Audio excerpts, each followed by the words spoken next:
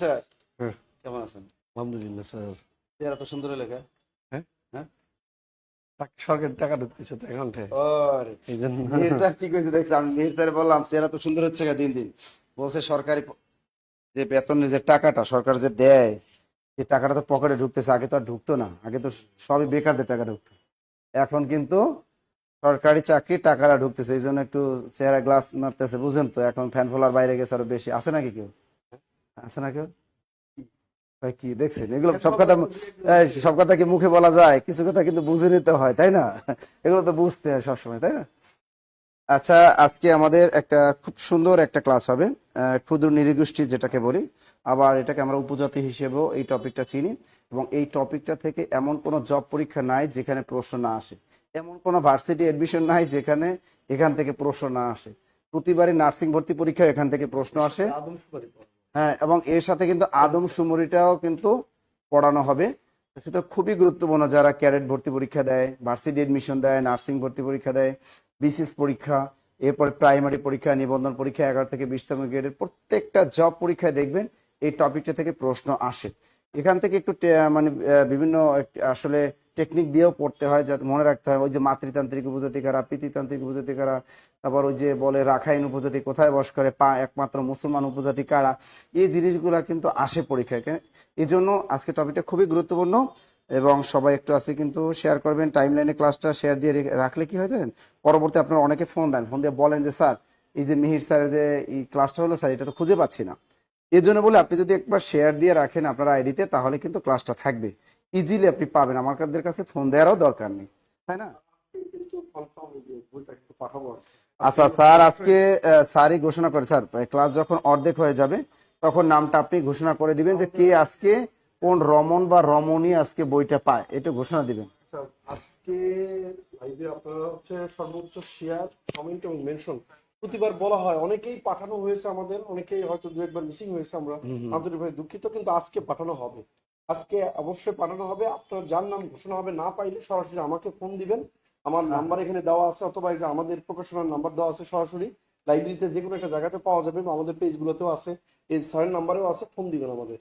না নিলে পরবর্তী আমরা আমাদের যে স্টাফ মানে যারা আছে কর্মরত, যাই হোক, স্টেপ স্যারের দেবো আর কি। লেখা বই এই যে মিহির এটা কিন্তু দিকে বইটা আজকে কিন্তু কিন্তু আজকে অবশ্যই পাবেন। পাঠাবো আর কি, ইনশাল্লাহ। দেখি আজকে সে মিস হবে কার না। নামটা স্যারের মুখ থেকে আমরা আজকে আমরা একটা শুনতে পাই, দেখি একটু। আচ্ছা, আমাদের শফিক তুহিন আছে, সুলতানা খানম আছেন, একটু সবাই একটু ঝটপট আপনার প্রিয়জনকে মেনশন করে দিন, যাতে আপনার প্রিয়জন আজকে ক্লাসটা দেখতে পারে। আর জানেন যে আমাদের ক্লাসগুলো সবসময় একটু ভিন্ন ধর্মী হয়। আমাদের ফ্রি ক্লাসগুলো চিন্তা করেন যে কত অ্যামেজিং হয়, ঠিক আছে? পেইড বেজের ক্লাসগুলো কত সুন্দর। এইরকম যদি পড়াশোনা করতে পারেন, সামনে 47তম বিসিএস পরীক্ষা, যারা 48তম বিসিএস প্রস্তুতি নেবেন, তাদের জন্য ক্লাসগুলো খুবই গুরুত্বপূর্ণ, খুবই গুরুত্বপূর্ণ। আর স্যারের ক্লাস চলাকালীন সময় যদি কারো কোনো ভর্তি হওয়ার প্রয়োজন পড়ে, ভর্তির অফার থাকবে, আমাদের হটলাইন নাম্বারে আপনারা কল দিয়ে আপনার ভর্তিটা নিশ্চিত করতে পারবেন। সকল কোর্সে কিন্তু আজকে 50% ছাড় পাবেন। স্যারের ক্লাসটা যতক্ষণ চলবে ততক্ষণ প্রত্যেকটা কোর্সে আপনারা 50% ডিসকাউন্ট কিন্তু পাবেন। ক্লিয়ার? স্যার মাশাল্লাহ, কারা কারা আছেন? মাশাল্লাহ ভালোই তো, অনেকেই আছেন। অগ্নিকন্যা আছে কিন্তু স্যার, এই যে নাফিজা খান নূর আছেন আমাদের, জেনিয়া জুই আছেন আমাদের সাথে, তারপর ফাহিমা আফরিন আছেন আমাদের সাথে, মিনহাজুল মাদানি, আব্দুর রাজ্জাক শেখ আছেন আমাদের, খাদিজা আছেন আমাদের সাথে, আরিফ খান আছেন আমাদের সাথে। সবাই একটু ঝটপট একটু ক্লাসটা শেয়ার করে দিই, তাহলে অন্যরা দেখার সুযোগ পাবে ক্লাসটা। আর মিয়াহির স্যারের জিকে ক্লাস মানে অন্যরকম একটা ফিলিংস কাজ করে সবারই। আপনারা জানেন যে স্যার কত কষ্ট করে পড়ায়। স্যার নিজে যেহেতু বই লেখে, এই জন্য স্যারের কাছে যদি কোনো প্রশ্ন, কনফিউশন প্রশ্ন থাকে, বিশেষ করে বাংলাদেশ বিষয় বলে, আন্তর্জাতিক বিষয় বলি, এই ধরনের কোনো প্রশ্ন যদি জব সিলেকশন পড়তে গিয়ে যদি কনফিউশন প্রশ্ন পান, তাহলে স্যারকে আপনারা কমেন্টের মধ্যে প্রশ্নটা করতে পারবেন। ইনশাল্লাহ স্যার প্রশ্নটা সুন্দর মতো একদম সমাধান আপনাদেরকে দিয়ে দিবে। Clear, clear, clear. আর স্যার কিন্তু এখনো আনম্যারিড আছে, এই ঘোষণাটাও দিয়ে দিলাম। অনেকে জানতে চেয়েছে কিন্তু যে স্যার ম্যারিড না আনম্যারিড, কমেন্ট করে মেয়েরা, কমেন্ট করছে। হ্যাঁ, ওই দেখছেন ওখানে কিন্তু কমেন্ট করছে যে মিহির স্যার কি বিয়ে করছে, দেখছেন? দেখছেন? হিসাবে দেখি না আমরা, হ্যাঁ, কিন্তু আপনাকে শিক্ষার্থী হিসাবে দেখি। হ্যাঁ, এই যে মানে এটাই। আমার কাছে ছেলে বা মেয়ে মিহির ভাইকে সালাম, আলিসুর রহমান। জেন্ডার কোনো ব্যাপার নয়। হ্যাঁ, আমাদের কাছে ছেলে মেয়ে হয় না, শিক্ষকের কাছে অনেকটা হাসি অলওয়েজ হয় মধুর শিক্ষার্থী। অক্ষরা খাতুন। না সমস্যা, একটু জানলে সমস্যা, সবাই একটু জিজ্ঞেস করতেই পারে ভাই। কিউরিওসিটি থাকতেই পারে যে স্যার ম্যারিড না আনম্যারিড, ভাই একটু জিজ্ঞেস করতেই পারে। তো সমস্যা কোথায়? তাহলে শুরু করে দেন, আমি আর এখানে থাকতে চাই না, কারণ অনেকে ওয়েট করতেছে। সবাই খাতা কলম নিয়ে নেন। এটা কিন্তু সত্য কথা হচ্ছে, আমাদের এটার মাধ্যমে নাসির স্যার নিজে জানালেন যে আমি ওই আমেরিকা দেখো থেকে। দেখো দেখো দেখো হ্যাঁ, ওই দেখো অনেক সময় ওই যে একটা লোক জামাই শ্বশুর বাড়িতে গেছে, সব খাওয়া শেষ, দেখে শ্বশুর দই দিচ্ছে না। হ্যাঁ কিরে, সব খাওয়া শেষ হলো, নতুন জামাই দই দিচ্ছে না। তখন বলছে, আম্মা গতকাল তো একটা ভয়ঙ্কর ঘটনা ঘটছে এখানে আসার আগে। কি হয়েছে? গতকালকে আমার বাড়িতে একটা বিশাল বড় সাপ মারছে, এখান থেকে দই পর্যন্ত। তার মানে ধরেন আপনার অনেকে আছে যে নিজেরটা বলতে পারে না, তখন কিন্তু অন্যদের দিয়ে বোঝানোর চেষ্টা করে যে আমি কিন্তু আসি, আসি রে ভাই আসি, হারায় যাইনি। বুঝছেন কিনা? আচ্ছা আচ্ছা, শুরু করে দেন। আচ্ছা, একটু প্লিজ সবাই একটু মেনশন করেন, শেয়ার করেন এবং কমেন্ট করেন যারা আজকে সত্যিকারে একজনের নাম ঘোষণা করা হবে। আমি জুবাইর ভাইকে রিকোয়েস্ট করব যে আজকে যিনি আপনারা কে কয়টা শেয়ার করছেন আর কে কয়টা মেনশন করছেন, এরকম একটু কমেন্টে একটু লিখেন। যিনি করেছেন আজকে আমরা আপনাদের এই বইটা দেবো। এটা আপনার লাইফে চমৎকার একটা বই। আপনি কি একটা, আমি যদি এখানে বলতাম যে আমি মিহির, আপনাদের আমি ক্যাডার হওয়ার পূর্বে আমি যেগুলো সাধারণ জ্ঞানের নোট করেছিলাম সেই নোটগুলো আপনাদের দিতে চাই, কারা কারা নিতে চান? আপনারা কিন্তু এখানে বন্যা বয়া দিতেন মানে নোটের জন্য, যে স্যার একটা নোট লাগবে, নোট লাগবে, নোট লাগবে। ভাই আমার সত্যি কথা ওইটাই কিন্তু এই জিনিসটা বই আকারে প্রকাশ হয়েছে। বিগত 12 বছর যা সাধারণ জ্ঞান শিখছি সেই জিনিসগুলোকে কনসাইজ করে করেছি। এটা বর্তমান সময়ের একটা মিনি বিশ্বকোষ বলা যাবে। এত সাধারণ জ্ঞানে এত শর্ট করে এত গুরুত্বপূর্ণ গোছানো জিনিসগুলো এখানে আছে। আপনি প্রাইমারি শিক্ষক নিবন্ধন 11 থেকে 20 গ্রেড অথবা বিশেষ প্রিলিমিনারির মতো জায়গাতে যেখানে বড় বড় বই থেকে যা কমন না হয়, এখান থেকে কিন্তু হয়। এটা আপনি যদি কেউ পড়েন, অনেস্ট রিভিউ কেউ দেন, আমি বলবো যে আপনার এই বইটাকে মানে পড়ার পরে আমার সম্পর্কে আপনার ধারণা চেঞ্জ হয়ে যাবে ইনশাল্লাহ। জাস্ট আমি এই যতটুকু বললাম এর বেশি বলতে চাই না, আপনি নিজে গিয়ে একটু যাচাই করলে ভালো হয়। তো বইটা আমরা অবশ্যই পাঠাবো এবং আমি ঘোষণাও করবো আজকে ক্লাসে। আপনাদের রেসপন্সিবিলিটি আমাকে মাঝে জানিয়ে দেওয়া যে স্যার আমি সর্বোচ্চ কমেন্ট করছি, শেয়ার করছি, মেনশন করছি, আজকে পুরস্কারটা কে পেলো আমি, আমাকে বলবেন, আপনি মনে করে দিবেন, এটা আপনাদের ক্লাসে দায়িত্ব। মনে করে দিবেন যে এটা কে মানে পেয়েছেন আর কি, বা কার আজকে বিজয়ী, তা না, আমরা এই কুইজ প্রতিযোগিতায় কে বিজয়ী হলো এটা আর কি। আরেকটা ব্যাপার হলো, আমি একটা বই, আরেকটা বই দিব আপনাদের মিউজিকে ফাইনাল সাজেশন। সেটা হলো আমার ক্লাসটা হওয়ার শেষ সময়ে আমি ধামাধাম 5টা কোশ্চিন করব এবং 5টা কোশ্চিনের জন্য আমরা 2 মিনিট টাইম ওপেন রাখবো ফেসবুকে, এরপর আর উত্তর নেব না। 2 মিনিটের মধ্যে আপনারা যারা উত্তর করতে পারবেন ওই কোশ্চিনগুলোর, আমরা ওই ব্যক্তিদেরকে এই প্রশ্নটার আমরা এরকম যারা সর্বোচ্চ যাদের সঠিক করবে 5টা কোশ্চিন করব, যিনি কমেন্টে সঠিক উত্তর দিবেন ওনাকে আমরা একটা বই মিহিরজিকে দেবো। এটা আমার আরেকটা বিষয়, এটা আমার ক্লাসে দিই, ভালো লাগে আর কি। ওকে, আমরা আর টাইম নষ্ট করবো না, আপনাকে অবশ্যই সময়ে পড়ানোর চেষ্টা করব। আসেন, ধন্যবাদ সবাইকে পাশে থাকার জন্য। বিসমিল্লাহির রহমানির রহিম।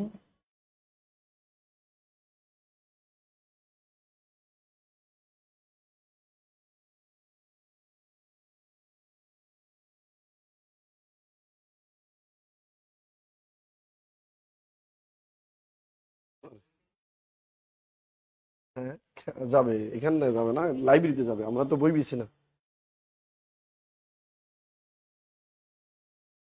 তেল খেতে পাওয়া যাবে, রাইট, তেল খেতে পাওয়া যাবে।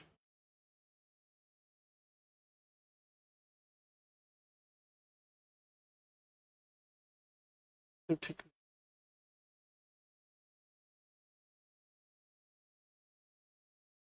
আচ্ছা, আমরা দেখতে মানে অলরেডি মানে আমাদের ক্লাসগুলো পছন্দ করেন না, এই জন্য অলরেডি কমা শুরু করেছেন। আচ্ছা, কে কোথায় থেকে ক্লাসটাতে জয়েন করেছেন একটু কমেন্টে জানাবেন, আশা করি আপনাদের সাথে।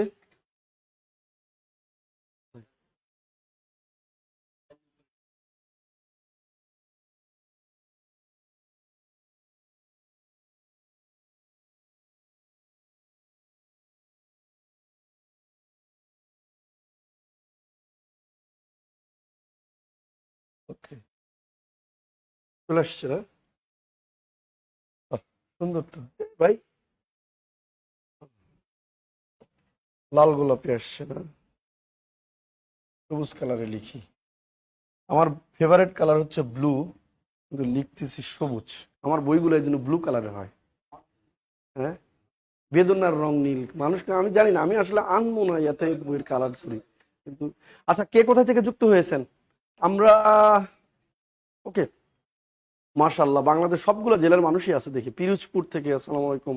আসি রে ভাই, আসি। আসেন তো, আমরা প্রথমে আদমশুমারি পড়াবো। আদমশুমারি, এই আদমশুমারি, আদম মানে আমরা জানি মানুষ, শুমারি মানে হচ্ছে গণনা। তাহলে আদমশুমারি শব্দের অর্থ হচ্ছে মানুষ গণনা। তো এই আদমশুমারির বর্তমান নামকরণ করা হয়েছে জনশুমারি।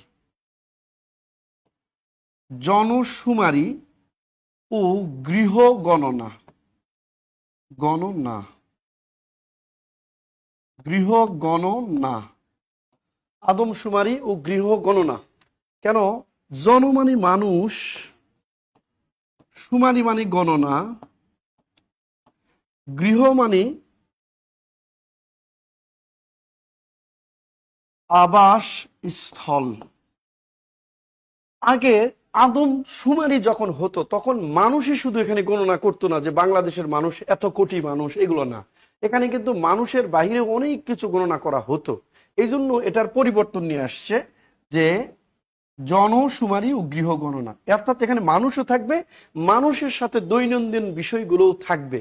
তাহলে আপনার এখানে প্রশ্ন হলো দুইটা। এক, আদমশুমারির ইংরেজি প্রতিশব্দ হচ্ছে সেন্সাস।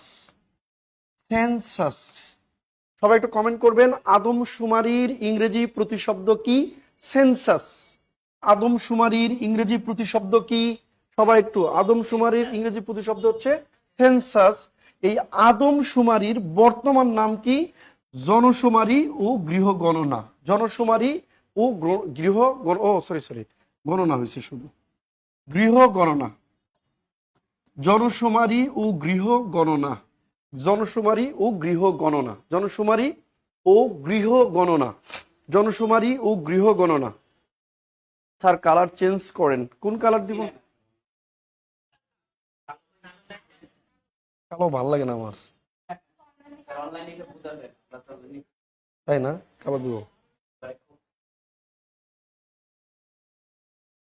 এটা এটা ভাল লাগে। আচ্ছা ওকে, তাইলে আপনার একটু দেখেন যে জনশুমারি, জনশুমারির ইংরেজি প্রতিশব্দ হচ্ছে সেন্সাস। জন মানে হলো মানুষ, শুমারি মানে হচ্ছে, শুমারি মানে হচ্ছে গণনা, ক্যালকুলেট করা। তারপরে এই জনশুমারির বর্তমান নাম হচ্ছে জনশুমারি, আদমশুমারির বর্তমান নাম হচ্ছে জনশুমারি ও গৃহ গণনা। জনশুমারি ও গৃহ গণনা এটা বর্তমান নাম। ওকে, এইটুকু আমরা পড়বো, বাকিটা আমরা একবারে শুরু থেকে, বেসিক থেকে শুরু করব। এখন আমরা আসবো, আগে প্রথমে পড়াবো জনসংখ্যা। ইংরেজিতে এটাকে বলে পপুলাস বা পপুলেশন। পপুলেশন, অ্যাডজেক্টিভ পপুলাস না, পপুলেশন, জনসংখ্যা। তো আমরা জনসংখ্যা মূলত এখানে একটু জনশুমারি, আমাদের বিশেষ প্রিলিমিনারিতে যে টপিকসটা আছে সেটা হলো মানে আদমশুমারি, জনসংখ্যা, আদমশুমারি ও ক্ষুদ্র নিগোষ্ঠী জাতিসত্তা, এদের পরিচয়। এইটা হচ্ছে আপনার বিসিএস প্রিলিমিনারিতে এখানে 3 নম্বর। ঠিক আছে, কি 3 নম্বর দিতেছি, এখান থেকে 3 নম্বর আপনি পাবেন আর কি। তো আমরা আগে জনসংখ্যা থেকে একটু একটা দুইটা জিনিস আমরা পড়াবো, যে জিনিসগুলো আপনার জনসংখ্যার দিয়ে যদি আমি একটা পড়াই, আগে পড়াই বিশ্বের বৃহত্তম জনবহুল দেশ। বিশ্বের বৃহত্তম জনবহুল দেশের নাম হচ্ছে বর্তমানে ভারত, চীন না, বর্তমানে কি বলেন তো? ভারত। জনবহুল ভারত। বিশ্বের কম জনবহুল দেশ, বর্তমানে কম জনবহুল দেশের নাম হচ্ছে ভ্যাটিকান সিটি।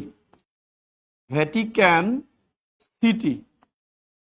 বিশ্বের বৃহত্তম জনবহুল ভারত, বিশ্বের সবচেয়ে কম জনবহুল দেশের নাম ভ্যাটিকান সিটি, যার জনসংখ্যা প্রায় 1000 জন, যার জনসংখ্যা প্রায় 1000 জন। এটা ইউরোপ মহাদেশের একটি দেশ, এটি ইউরোপ মহাদেশে মাত্র পুরো দেশটাতে 1000 জন। কারণ এই দেশটার জনসংখ্যা আয়তন হচ্ছে 0.44 বর্গ কিলোমিটার, 44 বর্গ কিলোমিটার, অথবা 0.18 বর্গ মাইল, 0.18 বর্গ মাইল। এই দেশটা এত আয়তনে ছোট যে আমাদের এই যে জব মেডিসিনের যে বিল্ডিংটা আছে, এরকম একটা বড় বিল্ডিং নিয়ে একটা দেশ, তার নাম হচ্ছে ভ্যাটিকান সিটি।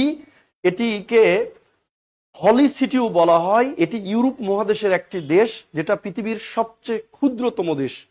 ছোটবেলাতে আমরা যখন ছোট ছিলাম তখন আমাদের মাইক দিয়ে বিক্রি করতো, কোন দেশে নারী নাই জানতে হলে এই বইটি পড়তে হবে, মূল্য মাত্র 10 টাকা, 10 টাকা, 10 টাকা, এরকম মাইকিং করতো। পৃথিবীর যে দেশটিতে নারীবিহীন দেশ, এই দেশটার নাম হচ্ছে ভ্যাটিকান সিটি। শুনলে অবাক লাগলেও সত্য কথা, পৃথিবীর নারীবিহীন দেশের নাম ভ্যাটিকান সিটি। এটা একটা ধর্মভিত্তিক রাষ্ট্র। এই দেশটার প্রধান ধর্ম হচ্ছে খ্রিস্টান। এই দেশটির প্রধান ধর্ম হচ্ছে খ্রিস্টান।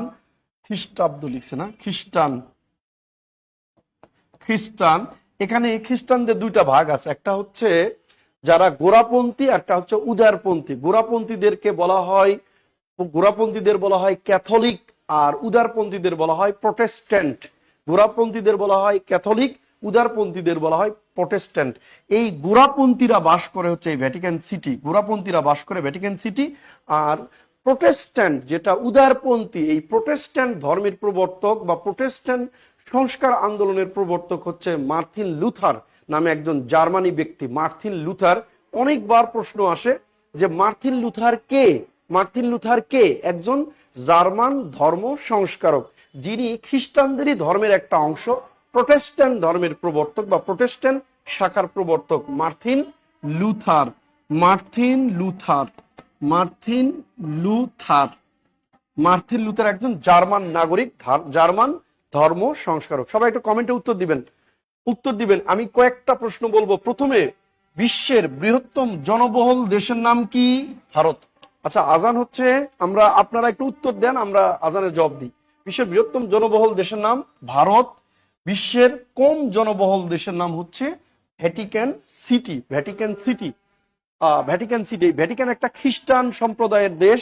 এটা খ্রিস্টানদের দুইটা ভাগ আছে, একটা হচ্ছে ক্যাথলিক আর একটা হচ্ছে প্রোটেস্ট্যান্ট। ক্যাথলিক এবং প্রোটেস্ট্যান্ট। ওদের গোড়াপন্থী মানে ক্যাথলিকরা এখানে বাস করে। আর প্রোটেস্ট্যান্ট ধর্মের প্রবর্তক হচ্ছে জার্মান নাগরিক, তার নাম হচ্ছে মার্টিন লুথার। ইনি প্রোটেস্ট্যান্ট ধর্মের প্রবর্তক। এটা পরীক্ষা আসে, প্রোটেস্ট্যান্ট।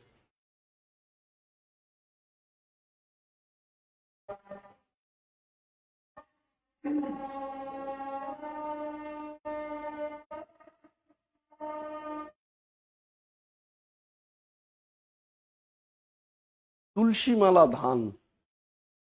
তুলসী মালা আমার তো আইডিয়া নাই, খালি জিআই পণ্য হিসাবে স্বীকৃতি পেয়েছে তুলসী মালা।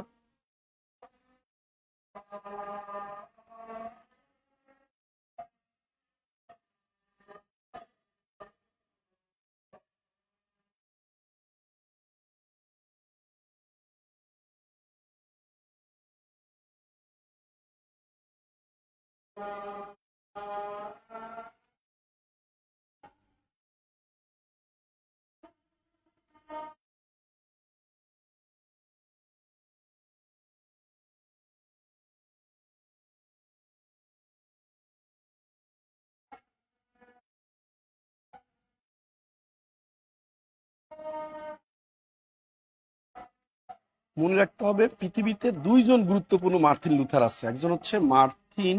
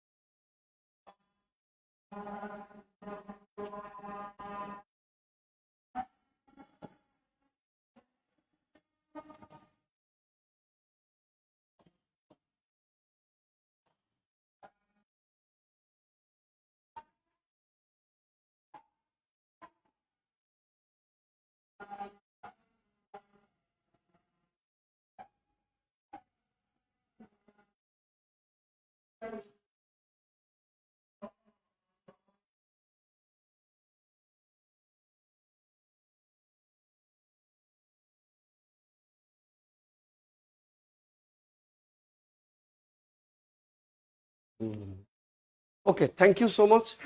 মার্টিন লুথার কিং একজন জার্মান ধর্ম সংস্কারক এবং মার্টিন লুথার কিং হচ্ছে একজন আমেরিকান নাগরিক অধিকার আন্দোলনকারী।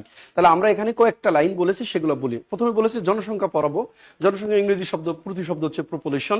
জনসংখ্যায় বিশ্বের বৃহত্তম দেশের নাম হচ্ছে ভারত, এবং জনসংখ্যায় পৃথিবীর ক্ষুদ্রতম দেশের নাম ভ্যাটিকান সিটি। ওকে, তো আমরা বলেছিলাম যে ভ্যাটিকান সিটির একটু কথা বলেছিলাম, যে ভ্যাটিকান সিটি যার জনসংখ্যা প্রায় 1000, দেশটির আয়তন 0.44 বর্গ কিলোমিটার এবং বা অবলিক হচ্ছে 0.18 বর্গ মাইল, এটা বলেছিলাম। এরপর বলেছিলাম এই ভ্যাটিকান সিটির প্রধান ধর্ম হচ্ছে, এটা কিন্তু পৃথিবীতে এখনো ল্যাতিন ভাষা প্রচলিত আছে ভ্যাটিকান সিটিতে। ভ্যাটিকান সিটির রাষ্ট্রীয় ভাষা কি? ল্যাতিন ভাষা। সেকেন্ড, ল্যাতিন ভ্যাটিকান নিয়ে একটা প্রশ্ন আসে যে পৃথিবীর কোন দেশের রাষ্ট্রপ্রধান একজন ধর্মযাজক? সেটা হচ্ছে ভ্যাটিকান সিটি, কারণ ভ্যাটিকান সিটির রাষ্ট্রপ্রধান হচ্ছে খ্রিস্টান ধর্মের প্রধান পোপ, তিনি হচ্ছে রাষ্ট্রপ্রধান। এই পোপের নাম হচ্ছে পোপ ফ্রান্সিস, এটা তার উপাধি। পোপ ফ্রান্সিস হচ্ছে তার উপাধি। ভ্যাটিকান সিটির রাষ্ট্রপ্রধানের উপাধি হচ্ছে পোপ ফ্রান্সিস। পোপ ফ্রান্সিস এটা তার উপাধি। তার আসল নাম হচ্ছে হোরহে মারিও বেরগুগলিও। হোরহে মারিও বেরগুগলিও ইনি একজন আর্জেন্টাইন নাগরিক, অর্থাৎ আর্জেন্টিনার নাগরিক। এই দেশটাতে কোনো নারী নেই। কেন? নারীবিহীন পৃথিবীর একমাত্র দেশ ভ্যাটিকান সিটি। কারণ ধর্মগুরুরা, এরা যারা আছে পোপরা, যারা পোপ আছেন, এরা কখনো বিয়ে করে না, আর বিয়ে না করার কারণে তাদের নারীর দরকার হয় না, এই জন্য নারীবিহীন দেশ। তাহলে অনেকে বলতে পারে যে স্যার এইখানে দেশটি কি জনসংখ্যা বৃদ্ধি পায় না? এই দেশটাতে জনসংখ্যা বৃদ্ধি পায় না। কেমনে পায় না? কেন পায় না? কারণ নারী তো নাই, জনসংখ্যা বৃদ্ধি পাবে কেমনি? তবে ঘটনা হচ্ছে, তাহলে ওইখানে মানুষ মারা গেলে কি করে? আমাদের মসজিদের যদি ইমাম মারা যায়, আমরা কি করি? আরেকজন ইমাম নিয়ে আসি। ঠিক তাই ওখানে ধর্মগুরুরা মারা গেলে অন্য দেশ থেকে আবার ধর্মগুরুরা আসে, খ্রিস্টান ধর্মের অনুসারীরা আবার ওখানে আসেন। ওকে, এরপর আমরা বলছি মার্টিন লুথার এবং মার্টিন লুথার কিং, দুইটা নাম আছে পৃথিবীতে। মার্টিন লুথার এবং মার্টিন লুথার কিং নামে দুইজন ব্যক্তি আলাদা আলাদা। আমাদের পরীক্ষায় প্রশ্ন আসে, হু ইজ মার্টিন লুথার? তাহলে আমরা যদি শুধু মার্টিন লুথার থাকে, তাহলে আমরা উত্তর দিব জার্মান ধর্ম সংস্কারক। জার্মান ধর্ম সংস্কারক। উনি কোন ধর্ম সংস্কার করেছেন? খ্রিস্টানদের যে ধর্মেরই একটা শাখা, প্রটেস্ট্যান্ট। তাহলে জার্মান নাগরিক ছিল এই মার্টিন লুথার কিং, যিনি খ্রিস্টানদের প্রোটেস্ট্যান্ট ধর্মে, প্রোটেস্ট্যান্ট ধর্ম বা প্রোটেস্ট্যান্ট মতবাদের প্রবক্তা ছিলেন মার্টিন লুথার কিং। অন্যদিকে মার্টিন লুথার কিং জুনিয়র নামে একজন ব্যক্তি ছিলেন, যিনি মার্কিন নাগরিক অধিকার আন্দোলনকারী। এখন ভাইয়া, নাগরিক অধিকার আন্দোলনকারী কি? নাগরিকদের রাইটস নিয়ে, অধিকার নিয়ে কাজ করায় নাগরিক। তো ওই সময় আমেরিকার সবচেয়ে বড় সমস্যাটা ছিল 19 শতকে যে সব বড় সমস্যাটা আমেরিকায় দেখা দিয়েছিল, সেটা হচ্ছে বর্ণবাদ। ইংরেজিতে এটাকে বলে অ্যাপারথাইড। বর্ণবাদ বা অ্যাপারথাইড বলে। এই অ্যাপারথাইড পৃথিবীতে প্রথম বড় আইন পাশ হয়েছিল দক্ষিণ আফ্রিকা। সেটা আস্তে আস্তে ছড়িয়ে এটা আসছিল আমেরিকাতেও, এবং আমেরিকাতে তখন প্রচুর পরিমাণ আফ্রিকানরা এসে বসবাস করত। আমেরিকার যারা আদি অধিবাসী, তাদেরকে বলা হয় রেড ইন্ডিয়ান। আমেরিকার আদি আদিবাসীদের কি বলা হয়? রেড ইন্ডিয়ান বলা হয়। এই রেড ইন্ডিয়ানরা যখন বসবাস করতো, এখানে দেখলো কিছু মানুষ আছে প্রচুর কালো, কিছু মানুষ অনেক ফর্সা, কিছু মানুষ আছে বর্ণিল, কিছু মানুষ আছে খর্বকার। তখন যারা একটু শ্বেতাঙ্গ, ফর্সা বেশি, তারা এগুলো ডিসক্রিমিনেট করা শুরু করলো। ফলে এখানে একজন ব্যক্তি, যিনি এই নাগরিকদের অধিকার ফিরিয়ে দেওয়ার জন্য, বর্ণবাদ প্রথাকে বিলুপ্ত করার জন্য আন্দোলন শুরু করেছিলেন, তার নাম হচ্ছে মার্টিন লুথার কিং জুনিয়র। এবং এই আন্দোলন করার কারণে এই ব্যক্তি 1963 সালে তিনি একটা ভাষণ দিয়েছিল, আই হ্যাভ এ ড্রিম। আমার একটা স্বপ্ন আছে, one day this nation will be discriminated. আমার একটা স্বপ্ন আছে, একদিন এই জাতিটা হবে বর্ণ বৈষম্য বিরোধী, মানে বর্ণ বৈষম্য বিরোধী, বৈষম্যহীন। এটা তিনি ভাষণ দিয়েছিলেন। এই যে মানবতার জয়গান গাইলেন, শান্তির বাণী ছড়িয়ে দিলেন, ফলে 1964 সালে এই ব্যক্তি শান্তিতে নোবেল পুরস্কার লাভ করেছিলেন, মার্টিন লুথার কিং জুনিয়র। তার ভাষণটা এত বেশি জনপ্রিয়, এখন পর্যন্ত পরীক্ষায় আসা সর্বাধিক উক্তির মধ্যে একটা উক্তি, আই হ্যাভ আ ড্রিম।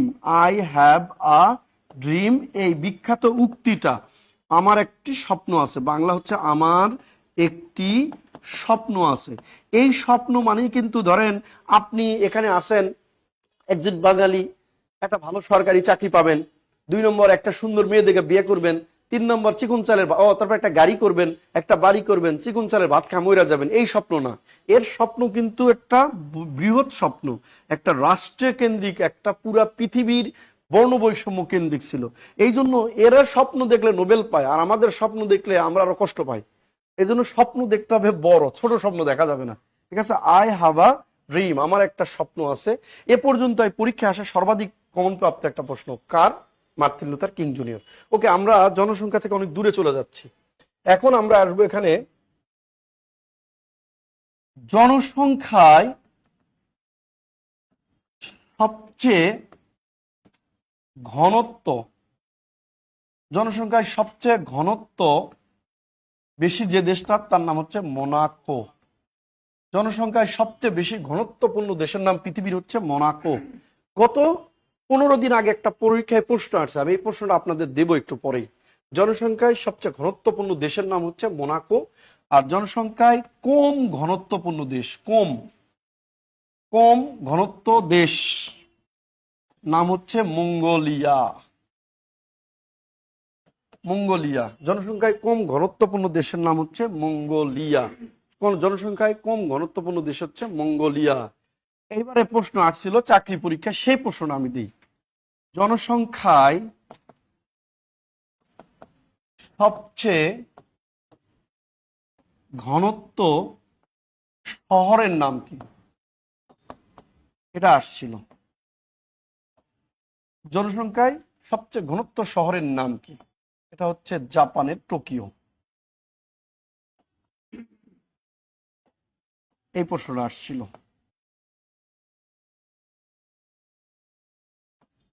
এটা পরীক্ষা আসছিল গত এই শুক্রবারে, আগের শুক্রবারে একটা পরীক্ষা আসছিল।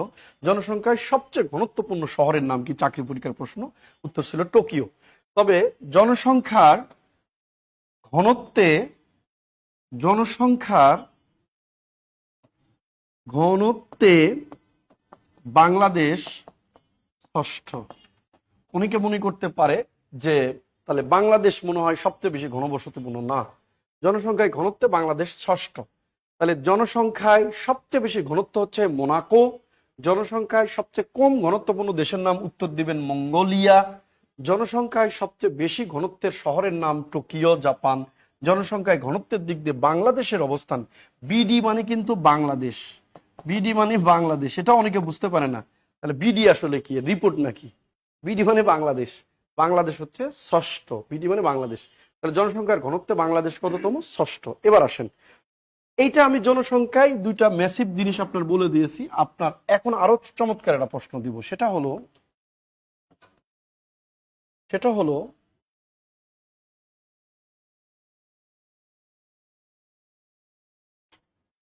Mega city. এটা অনেকে জানে না, mega city, mega mega city. এই মেগা সিটিটা কি আসলে? কোন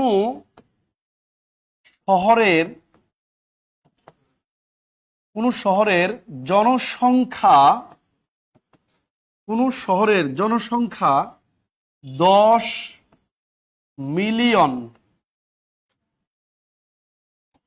অথবা এটাকে আমরা বলতে পারি 1 মিলিয়ন সমান 10 লক্ষ, তাহলে 1 কোটি। কোন শহরের জনসংখ্যা 10 মিলিয়ন হলে তাকে মেগা সিটি বলে। তাকে কি বলে? মেগা সিটি বলে। বিশ্বের বৃহত্তম মেগা সিটি হলো জাপানের টোকিও। বিশ্বের বৃহত্তম মেগা সিটি হচ্ছে জাপানের টোকিও। বিশ্বের বৃহত্তম মেগা সিটি হচ্ছে, তাহলে বিশ্বের বৃহত্তম মেগা সিটি, বিশ্বের বৃহত্তম মেগা সিটি হচ্ছে টোকিও। আমরাও তো একটা জনবহুল শহর, ঢাকা, বাংলাদেশের রাজধানী ঢাকাও একটা জনবহুল শহর। তাহলে এটা কত হবে বলেন? ঢাকা মেগা সিটি হিসেবে কততম? প্রশ্ন আসতে পারে ঢাকা মেগা সিটি হিসেবে কততম? বিশ্বের যদি কোনো শহরের জনসংখ্যা 10 মিলিয়ন বা 10 মিলিয়ন অথবা 1 কোটি হয়, ওই শহরকে আমরা বলেছি মেগা সিটি। বিশ্বের বৃহত্তম mega city, the largest mega city in the world, Tokyo. বিশ্বের বৃহত্তম মেগা সিটির নাম হচ্ছে টোকিও। তাহলে ঢাকা মেগা সিটি হিসাবে কততম? একটু কমেন্ট করেন দেখি, ঢাকা মেগা সিটি হিসাবে কততম? ঢাকা মেগা সিটি হিসাবে কততম? ঢাকা মেগা সিটি হিসাবে কততম? সবাই কমেন্ট করবেন, ঢাকা মেগা সিটি হিসাবে কততম? বিশ্বের বৃহত্তম মানে কোন শহরের জনসংখ্যা 10 বিলিয়ন হলেই তাকে আমরা বলছি মেগা সিটি। মেগা সিটির দিক দিয়ে বিশ্বের শীর্ষ হচ্ছে টোকিও। আচ্ছা, ঢাকা মেগা সিটি হিসাবে কততম? ঢাকা মেগা সিটি হিসাবে কততম? এরপরে এটা উত্তরে আমি যাচ্ছি, পরেরটা আসি। কোন শহরের জনসংখ্যা 20 মিলিয়ন, কোন শহরের জনসংখ্যা 20 মিলিয়ন অথবা 2 কোটি হলে, 2 কোটি হলে তাকে মেটা সিটি বলে। মেটা সিটি বলে। কোন শহরের জনসংখ্যা 20 বিলিয়ন বা 2 কোট হলে তাকে বিশ্বের তাকে মেটা সিটি বলে। তাহলে মেটা সিটি বলে, তাকে কি বলে? মেটা সিটি বলে। এখন মেটা সিটি বলে বিশ্বের বৃহত্তম মেটা সিটি। বিশ্বের বৃহত্তম মেটা সিটি, বিশ্বের বৃহত্তম মেটা সিটির নাম কি? তাহলে এটা হচ্ছে ঢাকা হিসাবে এটা কততম? 11তম। যারা উত্তর করেছেন 11তম তাদেরটা ঠিক আছে। বিশ্বের বৃহত্তম মেগা সিটি হিসাবে ঢাকা শহরের অবস্থান হচ্ছে 11তম। বিশ্বের বৃহত্তম মেগা সিটি হিসাবে ঢাকার অবস্থান হচ্ছে বর্তমানে শান্তিরক্ষী প্রেরণে শীর্ষ দেশ হচ্ছে নেপাল। বর্তমানে জাতিসংঘে শান্তিরক্ষী মিশন, পিস কিপিং মিশনে বা মানে পৃথিবীর প্রথম দেশ এখন নেপাল। বাংলাদেশের অবস্থা তৃতীয়। বাংলাদেশের অবস্থা তৃতীয়। কে যেন আপনি প্রশ্ন করেছেন। মেগা সিটি হিসাবে বাংলাদেশের অবস্থান, ঢাকার অবস্থান, বাংলাদেশ নয়, ঢাকা শহরের অবস্থান 11তম। কোন শহরের জনসংখ্যা যদি 20 মিলিয়ন বা 2 কোটি হলে তাকে মেটা সিটি বলে। বিশ্বের বৃহত্তম মেটা সিটির নাম কি? মেটা সিটির নাম কি বলেন দেখি? বিশ্বের বৃহত্তম মেটা সিটির নাম কি? বিশ্বের বৃহত্তম মেটা সিটিরও নাম কি? মেগা সিটির নাম জাপান, মেটা সিটির নাম কি? হ্যাঁ, বিশ্বের বৃহত্তম মেটা সিটির নামও টোকিও। আচ্ছা, এই বাংলা একটা কথা আছে না, মানে কি হয়, জনসংখ্যা মানে অর্থনীতি বাড়ে গাণিতিক হারে, আর জনসংখ্যা বাড়ে জ্যামিতিক হারে। ঠিক আছে কি? রবার্ট ম্যালথাস বলছেন একটা জনসংখ্যা নিয়ে একটা কথা, কি বলছে? যে জনসংখ্যা বাড়ে গাণিতিক মানে কি বলছে, অর্থনীতি বাড়ে গাণিতিক হারে মনে হয়, আর জনসংখ্যা বাড়ে জ্যামিতিক হারে। না, জনসংখ্যা মানে অর্থনীতি বাড়ে গাণিতিক হারে, জনসংখ্যা বাড়ে জ্যামিতিক হারে। পারবে। বিশ্বের বৃহত্তম মেটা সিটি, মেগা সিটি মেটা সিটি দুইটাই। বিশ্বের বৃহত্তম মেগা সিটি মেটা সিটি হচ্ছে দুইটাই টোকিও। দুইটাই হচ্ছে টোকিও। ওকে, ডান। ঢাকা মেগা সিটি, মেটা সিটি হয়নি, ওইটা তো আনঅফিসিয়াল, স্বীকৃত নয়। অফিসিয়াল কোনো স্বীকৃতি নাই ঢাকা শহরে। হ্যাঁ, কাল থেকে গুনতে বেরিয়ে চলেন। আনুমানিক বলে 1 কোটির অধিক মানুষ আছে, বাট আমরা ধারণা করি এই শহরে 2 কোটিরও অধিক মানুষ আছে। তবে একটু বিষয় আছে, আমাদের ঢাকা শহর কিন্তু দেখবেন এখন বৃহস্পতিবার আসলে, হ্যাঁ, দেখবেন ফাঁকা হয়ে যায়। 2 দিন ছুটি পাইলেই ফাঁকা হয়ে যায়। এখন কিন্তু ঢাকাতে প্রতিদিন 60 থেকে 80 লাখ মানুষ ট্রানজেকশন করে, যাওয়া আসার মধ্যে থাকে। যেমন ধরেন আমি ঢাকাতে থাকি, আমি জব করি মানিকগঞ্জ, কিন্তু আমি দেখেন যে ঢাকা থেকে অনেক মানুষ আছে মানিকগঞ্জে থাকে, ঢাকাতে জব করে, ওরা যাওয়া আসা করে, অলওয়েজ মুভ করে। নরসিংদী বাড়ি মুভ করে, অলওয়েজ গাজীপুরে বাড়ি মুভ করে, মানে জব করে, বুঝছেন? তো এরকম আর কি ট্রানজেকশন হয়। স্থায়ীভাবে জনসংখ্যা 1 কোটির বেশি নাই, বাট ওই যে মুভিং করে, যাওয়া আসা করে, অস্থায়ীভাবে থাকে। অনেকে আছে রিক্সা চালাতে আসে, ওই যে 2 দিন রিক্সা চালায় আবার চলে যায়, আবার আসে আবার চলে যায়, এরকম। অনেকে আসে একটা সবজির ব্যবসা করে, এলাকা থেকে রাতের গাড়িতে আসে, সবজি নামায় আবার চলে যায়, এভাবে ট্রানজেকশন হয় লোক। কিন্তু স্থায়ীভাবে 1 কোটি আছে আর কি ধরেন। এই জন্য তাছাড়া যদি বছর পর বছর আপনার 3 কোটি মানুষ ঢাকা শহরে থাকে, যে ম্যাডাম বললেন, তাহলে তো এটা সুমারিতে চলে আসবে, তখন তো মেটা সিটি হয়ে যেত। না, এই যে ঢাকায় 2,40,00,000 লোক বাস করে, হ্যাঁ ঠিক আছে, তো আমি গুনি না, আমি জানি না। এখন আসেন, এরপরে আসবেন আদমশুমারি। না, এটা আদমশুমারি আগের নাম ছিল। ভারত বর্ষে প্রথম আদমশুমারি চালু হয়,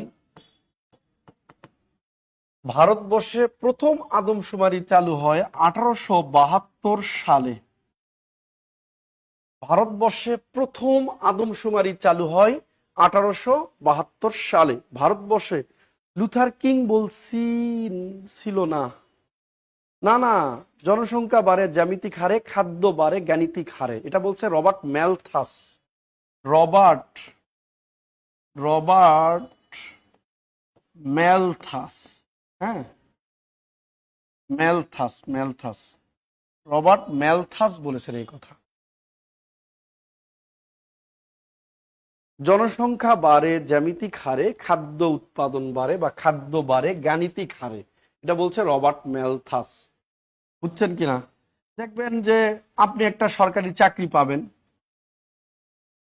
আজ ধরেন পেয়ে পরের সপ্তাহে বিয়ে করবেন, সেকেন্ড উইকে, পরের বছর এই যে এরকম ফেব্রুয়ারি আস্তে আস্তে আপনি 3 জন হয়ে যাবে, আবার মাঝখানে 2 ফেব্রুয়ারি বাদ 2 বছরে 2টা, তারপরে দেখবেন আবার আরেকজন আসছে, তাহলে কয়জন হয়ে গেল? 3 বছরের মধ্যে আপনি 2 জন ছিলেন, 4 জন হয়ে গেছে, তাহলে দ্বিগুণ হয়ে গেল না? এই জন্য বলছে জনসংখ্যা বাড়ে জ্যামিতিক হারে, যে এরকম 2 আছে তারপর স্কোয়ার, আবার এটা যেটা হলো তারপর স্কোয়ার, এরকম ভাবে পারে না, বাড়তেই থাকে। মানে আমরা যে দৈর্ঘ্য প্রস্থ মাপি, আয়তকার, এটা ধরেন 12, এটা 8, সরি 8, আপনি কি করেন, 12-র সাথে 12 গুণ দেন, দিয়ে দেন 144, 8-এর সাথে 8 দিয়ে দেন 64, এভাবে মাপেন না, ডাবল ডাবল হয়ে যায় আর কি গুণ করে, জ্যামিতি। এরপর আসেন, ভারতবর্ষে প্রথম আদমশুমারি চালু করেছিলেন যে ব্যক্তি, তার নাম হচ্ছে লর্ড মেয়ো। লর্ড মেয়ো নামে যে ব্যক্তি, ইনি ভারতবর্ষে, ইনি হচ্ছে একজন ব্রিটিশ ভাইসরয়, ইনি প্রথম আদমশুমারি চালু করেছেন, লর্ড মেয়ো।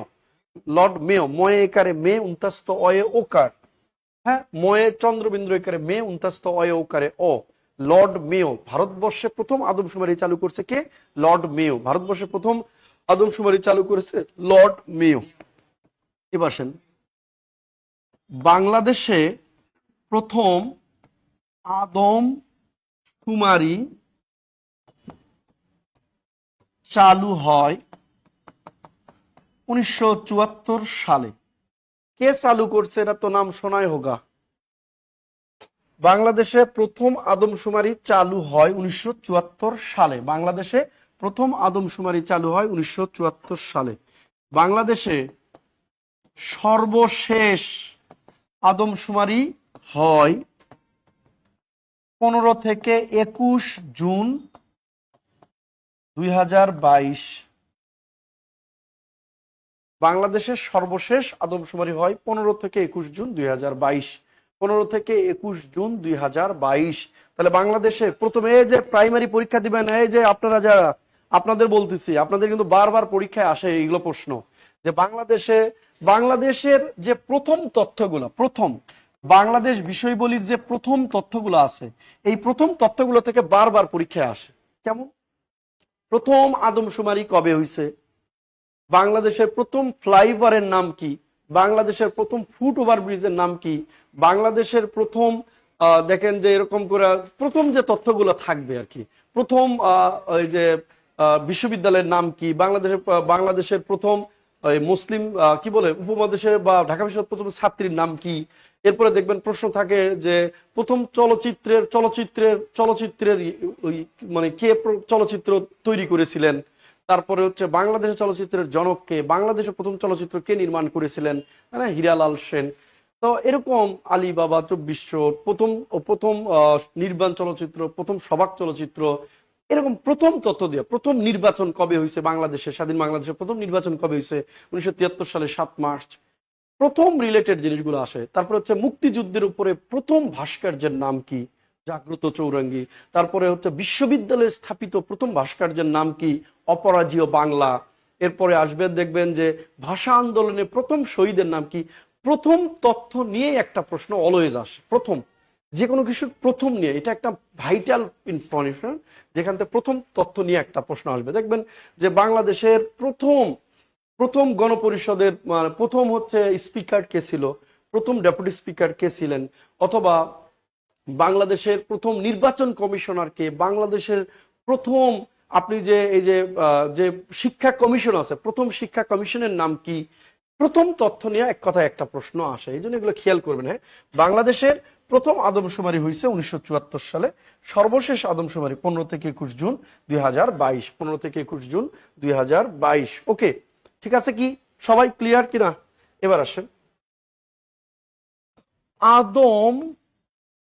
আদমশুমারি হয়, আদমশুমারি হয় 4 বছর পর পর। আদমশুমারি গুলো হয় 4 বছর পর পর। আদমশুমারি হয় 4 বছর, কি বলে 10 বছর পর।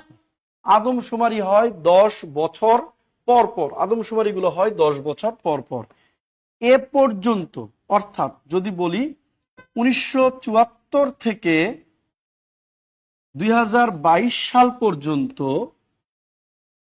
পর্যন্ত পর্যন্ত মোট আদমশুমারি হয়েছে কতটা বলেন দেখি? মোট আদমশুমারি হয়েছে, একটু ওনাদের মাধ্যমে কমেন্টে নেই যে 1974 সালে প্রথম আদমশুমারি হয়েছে, 2022 সালে সর্বশেষ আদমশুমারি হয়েছে। এ পর্যন্ত যদি 10 বছর পর পর আদমশুমারি হয়, তাহলে মোট কতবার হয়েছে দেখি, পারেন কিনা? মোট কতবার হয়েছে পারবেন কিনা সবাই একটু কমেন্টে জানাবেন। Very good. এ পর্যন্ত মোট 6 বার হয়েছে। প্রথম হচ্ছে 1974, একটু আগে বলেছি। দ্বিতীয় কিন্তু 10 বছর পর হয় নাই, 1981 সালে হয়েছে। তৃতীয়টা হয়েছে 1991। চতুর্থটা হয়েছে 2001। পঞ্চমটা হয়েছে 2011। ষষ্ঠটা হয়েছে 2022। আর সপ্তমটা হবে ফিউচার ইন্ডিপেন্ডেন্স, ঠিক আছে, হবে 2031 সালে। এটা 21 সালে হওয়ারই কথা ছিল, বাট করোনা ভাইরাসের কারণে গণনাটা সম্পন্ন করতে পারেনি, 22 সালে গিয়ে হয়েছে। তাহলে দেখেন, প্রথম আদমশুমারি হয়েছে 1974, পরেরটা কিন্তু 10 বছর পর পর হলেও এটা কিন্তু শুরু হয়েছে 81 সাল থেকে। কবে থেকে বলেন তো? 81 থেকে 10 বছর পর পর গণনা শুরু হয়েছে। তাহলে 1981, 91, 2001, 2011 এবং 2022 সাল, 21 সালে হওয়ার কথা, 22 সালে হয়েছে। সপ্তমটা হবে 2031 সালে। সপ্তমটা হবে 2031 সালে। তাহলে বলবেন এ পর্যন্ত, প্রশ্ন আপনাদের জন্য, এ পর্যন্ত আদমশুমারি হয়েছে কতবার? আচ্ছা, 2031 সালে কততম আদমশুমারি হবে? 2031 সালে হবে, 2031 সালে কততম আদমশুমারি হবে? আজকে আমি 5টা লেকচার শিট পেয়েছি 47তম বিসিএস এর বাইরে। কি আমাকে আর কোনো বই দেওয়া হবে আপনাদের? সমস্যা নাই, পেমেন্ট মনে হয় 80% কমপ্লিট করলে দেওয়া হয়। 2031 সালে কততম আদমশুমারি হবে? দেখেন, সবাই একটু স্ক্রিনশট নেন বা এগুলো নিতে পারেন কিনা। আজকে একটু স্লো পড়াচ্ছি আপনাদের, যাতে আপনি অনেক কিছু পেয়ে যান। মোট 10 বছর পর পর হলেও প্রথমটা 74 সালে হয়েছে, পরবর্তী 81 থেকে সিকুয়েন্সি হয়েছে, বাট এটা পর সর্বশেষটা 22-এ হয়েছে। 21-এ হওয়ার কথা, 22 সালে হয়েছে। কত তারিখে হয়েছে? 15 থেকে 21 জুন।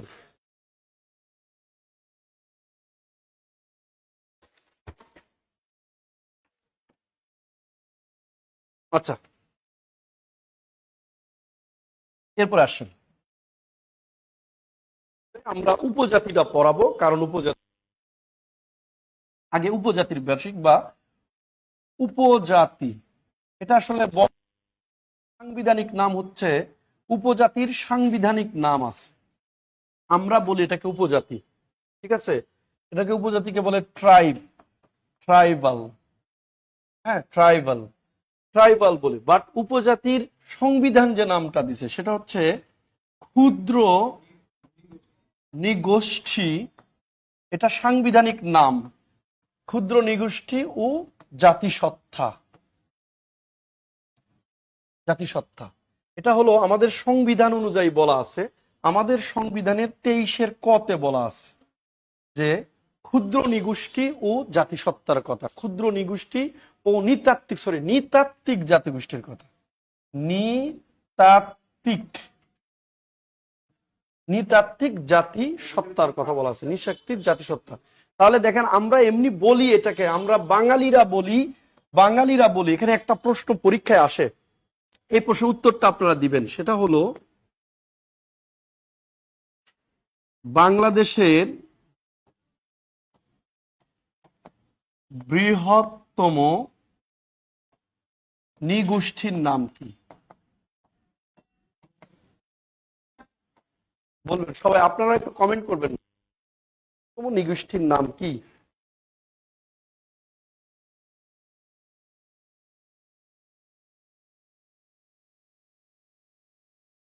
বাংলাদেশের বৃহত্তম, আচ্ছা আমরা অনেকে দেখতে পাচ্ছি এখানে চাকমা, 23-এর ক এরকম। আচ্ছা এইটা একটা জিনিস বুঝেন কিনা, 23-এর ক আর 23-এর ক এগুলোর মধ্যে পার্থক্য আছে জানেন? যদি কি বুঝেন কিনা একটু, এটার মধ্যে পার্থক্য আছে। আপনি এভাবে লিখলেই হবে না, সংবিধান লিখলে আপনার কেটে দিবে যদি সঠিকটা না লিখেন। দুইটার মধ্যে পার্থক্য আছে, পার্থক্য আমি বলতেছি, দাঁড়ান আগে এটার উত্তরটা নেই। বাংলাদেশের বৃহত্তম নৃগোষ্ঠীর নাম কি? আচ্ছা আমরা দেখতে পাচ্ছি মাজেদা খানম বলছে চাকমা, ডলি আজিজ চাকমা, হায়দার আলী চাকমা, সাবিনা ইয়াসমিন চাকমা।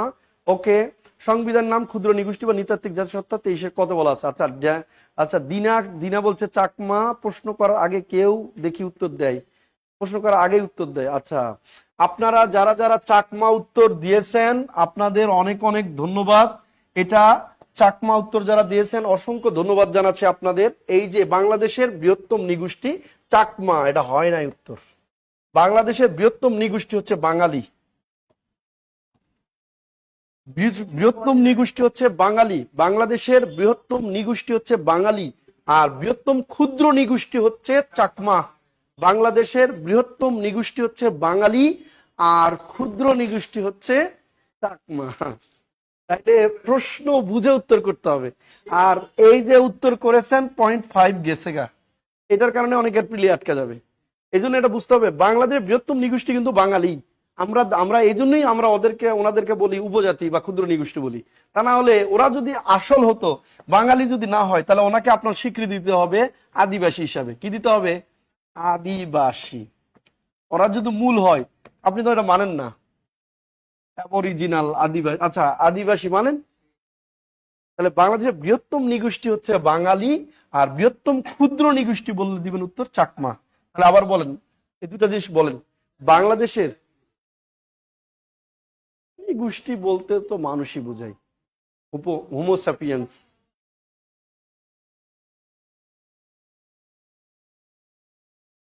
ঠিক আছে না? তাহলে আপনি নিজের সম্মান নিজে ধরে রাখতে পারতেছেন না আপনারা। এখন আসেন তাহলে ক্ষুদ্র, আমি সংক্ষেপে লিখতেছি, হ্যাঁ, ক্ষুদ্র নৃগোষ্ঠী নিয়ে আলোচনা আছে সংবিধানের 23-এর ক-তে। এখন আমি প্রশ্ন করেছি 23-এর ক, আর ভাইয়া আমি 23-এর ক এইভাবে লিখলে সমস্যাটা কি? সমস্যাটা কি? লিখলাম একই তো, একই দুইটা নয়। এটা এভাবে লিখলে বুঝাবে সংবিধানের, এভাবে বুঝাবে সংবিধানের মূল অংশ, যেটা 1972 সাল থেকে আছে সংবিধানের সাথে। যদি এভাবে ব্র্যাকেট দিয়ে কোনো কিছু লিখেন তাহলে এটা বুঝাবে সংবিধানের মূল অংশ, যেটা 72 সালে সংবিধান রচনার সময় যুক্ত ছিল। আর যদি এভাবে লিখেন তাহলে কোনো একটা সংশোধনীর মাধ্যমে এটা যুক্ত হয়েছে, এটা যদি এভাবে লিখেন, যেমন বঙ্গবন্ধুর কথা লিখেন 4 ক, যদি এইভাবে দেওয়া থাকতো তাহলে বুঝতে হতো এটা 72-এর সংবিধানে বঙ্গবন্ধু নিজেও ইনক্লুড করে গেছে। কিন্তু আমরা এটা এইভাবে লিখি না, আমরা এটা বুঝি যে 4 ক এটা পরবর্তী যুক্ত করা হয়েছে সংবিধানে। তাহলে যদি ব্র্যাকেট দেন তাহলে বুঝবেন ওটা সংবিধানের 72-ই ছিল। আর ব্র্যাকেট ছাড়া যখন ক খ পাবেন তখন বুঝবেন এটা কোনো একটা সংশোধনীর মাধ্যমে এটাকে যুক্ত করা হয়েছে নতুন ভাবে। তাহলে বলেন দুইটা জিনিস এক হলো? এক হলো না, দুইটা জিনিস। এই জিনিসটা অনেকে বোঝে না। যদি ব্র্যাকেট দেয় তাহলে বুঝবেন মূল সংবিধানের, আর ব্র্যাকেট ছাড়া হয় তাহলে এই যে এখন পর্যন্ত 17টা সংশোধনীতে বিভিন্ন যুক্ত, বিয়োজন, যোজন করা হয়েছে সেগুলোর মধ্যে একটাতে ছিল। বলেন এটা যারা আজকে শিখছেন তাহলে 23-এর ক হবে না, কারণ এটা সংবিধানের সাথে যুক্ত ছিল না, পরবর্তী যুক্ত করা হয়েছে। ক্লিয়ার কিনা? ওকে, তাহলে একটু ক্লিয়ার। এটা এটা কিন্তু অনেক মানুষই আছে বিসিএস ক্যাডার হয়ে গেছে, চাকরিও করে, কিন্তু এই সূক্ষ্ম জিনিসগুলো অনেকে জানে না। এই যে আপনাদের যেমন সূক্ষ্ম একটা প্রশ্ন করলাম, নিগোষ্ঠীর মধ্যে বৃহত্তম নিগোষ্ঠী কিন্তু আমরা বাঙালি, তাই না? বাঙালি। এরপরে হচ্ছে এই যে লিখলাম আমি আমার পরীক্ষার খাতায় রিটেনে, সমস্যা কি? 4 ক লিখে গেলাম, কিন্তু লিখলেই তো আপনি ব্র্যাকেট দিয়ে লিখলে লিখেই গেলেন, পরে দেখবেন আপনি খাতার মধ্যে পেয়েছেন 0। আপনি বুঝবেন না, ছোট্ট একটা ভুল অনেক বড় একটা ব্যাপার, কারণ এগুলো পরে যুক্ত করা হলে সেগুলোকে সরাসরি লিখে। বুঝেছেন কিনা? আচ্ছা, এরপরে আসেন, আমরা ক্ষুদ্র নিগোষ্ঠী নিয়ে পড়াচ্ছি, তাহলে এটা আসি। বাংলাদেশে বর্তমানে ক্ষুদ্র নিগোষ্ঠী, বাংলাদেশে বর্তমানে ক্ষুদ্র নিগোষ্ঠী হচ্ছে 16,50,000। বর্তমানে বাংলাদেশে ক্ষুদ্র নিগোষ্ঠীর সংখ্যা হচ্ছে 16,50,000। এটা আমরা কিভাবে পেয়েছি? গুনছি না, এটা আমরা গুনেছি আদমশুমারি বা গৃহগণনা 2022 অনুযায়ী তথ্যটা। তাহলে বাংলাদেশের ক্ষুদ্র নিগোষ্ঠীর জনসংখ্যা বৃদ্ধির হার, ক্ষুদ্র মানে নিগোষ্ঠীর জনসংখ্যা বৃদ্ধির হার 0.99, 0.99% অবশ্যই দিতে হবে, হ্যাঁ, 0.99। যেমন আমাদের জনসংখ্যা, জনশুমারি অনুযায়ী আমাদের জনসংখ্যা বৃদ্ধির হার 1.22, কিন্তু ওদের জনসংখ্যা বৃদ্ধির হার 0.99%, 0.99%। হ্যাঁ, এটা হচ্ছে ক্ষুদ্র নিগোষ্ঠী, আমাদের যে জনশুমারি ও গৃহগণনা অনুযায়ী পড়াচ্ছে এটা। এগুলো বিসিএস এগুলোই আসবে, গৃহগণনা অনুযায়ী আসবে আপনার। বিবিএস তো ডেলি ডেলি চেঞ্জ হয়, আর ওটা বিসিএস নেয় না। বিসিএস গুলো নেয় স্টেবল জিনিস। এজন্য দেখবেন বিসিএস এর পরীক্ষার আগে 15 দিন, 1 মাস আগে, 2 মাস আগে তথ্য আসে না। দেখবেন 2023 সালে টাইটান ডুবেছিল, ডুবোজান টাইটান, একটা সাবমেরিন। দেখবেন এটা 2025 সালে পিলিতে চলে আসবে, ডাবিতে আসছে। তারপরে 2024 সালে ধরেন এই কথার কথা, আমাদের 17 ডিসেম্বর 2024 বাংলাদেশ সংবিধানের 15তম সংশোধনীর আংশিক অংশ 17 ডিসেম্বর আংশিক অংশটাকে বাতিল করা হয়েছে। এটা দেখবেন 2025 সালে পরীক্ষায় আসবে। সংবিধানের 15ম সংশোধনী মানে 15তম সংশোধনীর আংশিক অংশ বাতিল করা হয়েছে, আংশিক বাতিল করেছে। যেমন ওই যে 4 ক জাতির পিতার প্রতিকৃতি সংরক্ষণ, কারণ এটা থাকলে তো আপনার জাতির পিতার প্রতিকৃতি রাখতেই হবে, এখন তো অনেক অফিসে নাই, তাই এইগুলা বাতিল করছে। তারপরে যে আংশিক, পুরোটা না, হ্যাঁ, 7 মার্চের ভাষণ, এগুলো হচ্ছে কিছু বিষয় এগুলাতে বাতিল করছে। এই যে হাইকোর্ট এগুলাকে বাতিল করেছে 17 ডিসেম্বর 2024। এখন দেখবেন এই প্রশ্ন আপনি 25-26 সালে গিয়েও আসতে পারে, 25-26 সালে গিয়ে আসতে পারে। তো এই জন্য যেমন যখন শেখ হাসিনা 2 মার্চ 2022 সালে জয় বাংলাকে জাতীয় স্লোগান করছিল, এটা কিন্তু 23 সালের পরীক্ষাতে গিয়েও আসছিল। যেমন 30 অক্টোবর না 31 অক্টোবর 2017 সালে 7 মার্চের ভাষণকে ইউনেস্কো স্বীকৃতি দিল। এটা কিন্তু 22-23 সাল পর্যন্ত এই সাম্প্রতিকটা আসছে। তারপরে বিসিএস এ দেখেন, খেয়াল করে দেখেন, 1 জুলাই 2015 সালে বাংলাদেশ নিম্ন মধ্যম আয়ের দেশের মর্যাদা লাভ করছে। এটা কিন্তু কয়েকদিন আগেও পরীক্ষায় আসছে, রিসেন্ট প্রশ্ন। এই জন্য বিসিএস এ এমন কিছু প্রশ্ন আসে যেটা কিছু সময় আগে ঘটেছে, 2-1 বছর আগে, বাট ওইটার ইম্পর্টেন্স দেওয়া হয় না। বরঞ্চ 100 আগে ঘটছে, এগুলো আসে না। ক্লিয়ার কিনা? তাহলে জনসংখ্যা বৃদ্ধির হার বলছে, জনসংখ্যা বলছি 16.50 লক্ষ, আর বৃদ্ধির হার বলেছি 0.99%। ওকে, এইটুকু আমরা লিখে গেছি। এরপর একটা লাইন লিখবো, খুব ইম্পর্টেন্ট, যে বাংলাদেশে সবচেয়ে বেশি উপজাতি বাস করে চট্টগ্রাম বিভাগে।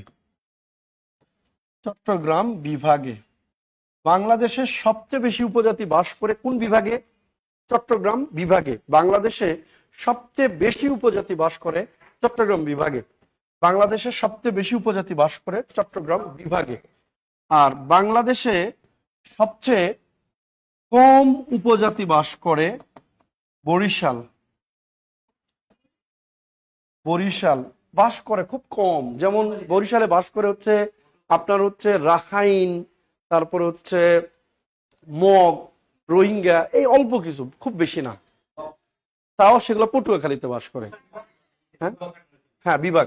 তাহলে বাংলাদেশের সবচেয়ে বেশি উপজাতি বাস করে কোন বিভাগে? চট্টগ্রাম বিভাগে। আর সবচেয়ে কম উপজাতি বাস করে বরিশাল বিভাগে। ওকে, ঢাকা তো আছে উপজাতি। আচ্ছা, উপজাতি নেই যে বিভাগে, মানে ওইভাবে উপজাতিদের বড় কোনো অংশ বাস করে না, 1-2টা ঘর থাকে এরকম। বাট উপজাতিদের যে একটা পাড়া, মহল্লা, পুঞ্জি, এরকম ভাবে স্থায়ী যে আদি নিবাস, এরকম উপজাতি নেই যে বিভাগে। তার নাম হচ্ছে খুলনা বিভাগ। না, তাই যেমন আমরা যদি এক কথায় বলি মণিপুরি উপজাতি কোথায় বাস করে, সবাই আমরা বলতে পারবো সবচেয়ে বেশি বাস করে মৌলভীবাজার, সিলেটে ওদের নিবাস আছে। আমরা যদি বলি গারো বা খাসিয়া কোথায় বাস করে, গারোরা কোথায় বাস, সব তো ময়মনসিংহ, শেরপুরে সবচেয়ে বাস করে। তাহলে এটা বলতে পারি, বাট এই খুলনাতে এইভাবে স্পেসিফিক কোন উপজাতি বলতে পারবো না যে এখানে তাদের বিশাল বড় অঞ্চল, গ্রাম দেখে আসছে আমরা। 2-1 জন বাস করতে পারে, ওটাকে তো আর ধরে না, গণনা করে না। এজন্য যে উপজাতি নেই যে বিভাগে, তার নাম হচ্ছে খুলনা। তাহলে উপজাতি সবচেয়ে বেশি বাস করে চট্টগ্রাম, তারপরে সবচেয়ে কম বরিশাল, আর নেই বল হচ্ছে খুলনা বিভাগে। এবার আসুন, হয়েছে কিনা সবাই একটু কমেন্ট করবেন। এবার লিখবেন, যে জেলায় সবচেয়ে বেশি বাস করে, যে জেলায় সবচেয়ে বেশি বাস করে, যে জেলায় সবচেয়ে বেশি বাস করে সেই জেলার নাম হচ্ছে রাঙ্গামাটি। উপজাতি সবচেয়ে বেশি বাস করে পার্বত্য চট্টগ্রামের জেলা হচ্ছে রাঙ্গামাটি। পার্বত্য চট্টগ্রামের জেলা হচ্ছে রাঙ্গামাটি। বাংলাদেশের ছাদ বলা হয় রাঙ্গামাটিকে, বাংলাদেশের হ্রদের জেলা বলা হয় রাঙ্গামাটিকে, বা রাঙ্গামাটির ছাদ বলা হয়, রাঙ্গামাটি হয় সাজেক ভ্যালিকে। প্রশ্ন আসে, মানে প্রশ্ন আসে, কোন বাংলাদেশের একমাত্র জেলা যেখানে রিক্সা চলে না, সেটা হচ্ছে রাঙ্গামাটি। একমাত্র জেলা যেখানে রিক্সা চলে না, রাঙ্গামাটি। একটা প্রশ্ন আমার সময় কোথায় যেন আসছিল, সেটা আমি অ্যাডমিশনের সময় যখন ছোট ছিলাম আসছিল, ঢাকার সাথে সরাসরি নদী পথে সংযোগ নেই বাংলাদেশের কোন জেলা, তার নাম হচ্ছে রাঙ্গামাটি। আমার সময় প্রশ্ন আসছিল হ্রদের জেলা কাকে বলা হয়, রাঙ্গামাটি। কিন্তু এর পরের প্রশ্ন আসছে বাংলাদেশের একটা গুরুত্বপূর্ণ হ্রদ বগা লেক কোথায় অবস্থিত, বান্দরবান। আমি এই প্রশ্ন ওই সময় ভুল করছিলাম, মানে হ্রদের জেলা রাঙ্গামাটি, বাট বগা লেক, প্রান্তিক লেক, এগুলো বিখ্যাত লেক, এই লেক বা হ্রদ আবার আছে বান্দরবনে। তো আমি ভাবছি যে যেহেতু হ্রদের জেলা রাঙ্গামাটি, তাহলে এটা মনে হয় রাঙ্গামাটি উত্তর হবে। আচ্ছা, যাই হোক, এটা আপনাদের কিন্তু পরীক্ষা প্রশ্ন আসে, প্রাইমারি বা নিবন্ধন এই টাইপের ছোট ছোট প্রশ্ন আসে, যে হ্রদের জেলা কোনটা, রাঙ্গামাটি, বগা লেক কোথায় অবস্থিত, বান্দরবান, প্রান্তিক লেক কোথায় অবস্থিত, বান্দরবান, এগুলো কিন্তু আসে। খেয়াল করবেন। হ্যাঁ, তারপর হচ্ছে ওই যে এই প্রশ্নগুলো বেশি আসে প্রাইমারি বা নিবন্ধন ছোট চাকরিগুলোতে, যেগুলোতে 11 থেকে 20 গ্রেডের মধ্যে, এগুলো রিপিট প্রশ্ন আসে। কেমন? যে জনসংখ্যার ঘনত্ব সবচেয়ে কম বাংলাদেশে কোন জেলায়? সেটা হচ্ছে বান্দরবান জেলায়। ঘনত্ব সবচেয়ে কম বান্দরবান জেলায়, এই প্রশ্ন। হ্যাঁ, জনসংখ্যার ঘনত্ব সবচেয়ে বেশি ঢাকা জেলায়, এটা বোঝা যাচ্ছে।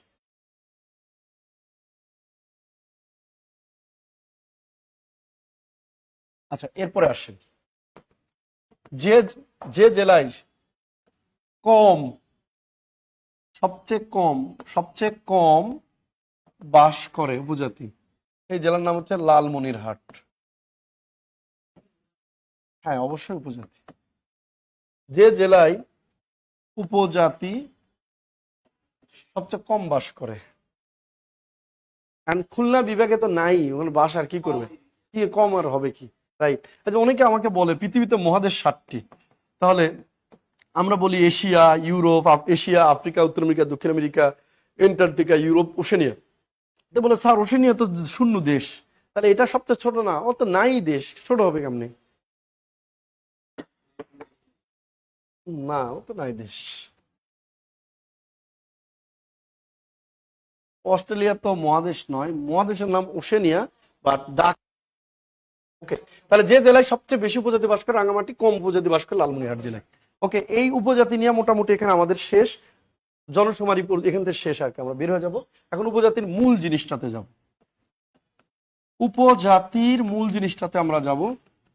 বাংলাদেশের বৃহত্তম উপজাতি, বাংলাদেশের বৃহত্তম ক্ষুদ্র নিগোষ্ঠী বা উপজাতি হচ্ছে চাকমা। বাংলাদেশের বৃহত্তম ক্ষুদ্র নিগোষ্ঠী বা উপজাতি হচ্ছে চাকমা। বাংলাদেশের ক্ষুদ্রতম উপজাতির নাম হচ্ছে ভিল। বৃহত্তম হচ্ছে চাকমা, ক্ষুদ্রতম হচ্ছে ভিল। ক্ষুদ্রতম হচ্ছে ভিল, বৃহত্তম হচ্ছে চাকমা, ক্ষুদ্রতম হচ্ছে ভিল। ওকে, এবার লিখবো, এখানে একটু লিখবো আর একটু একটা জিনিস, সেটা লেখার দরকার আছে।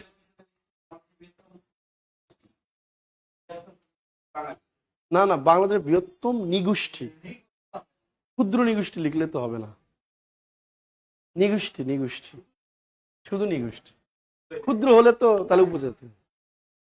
আচ্ছা, দ্বিতীয় হচ্ছে মারমা, তৃতীয় হচ্ছে ত্রিপুরা,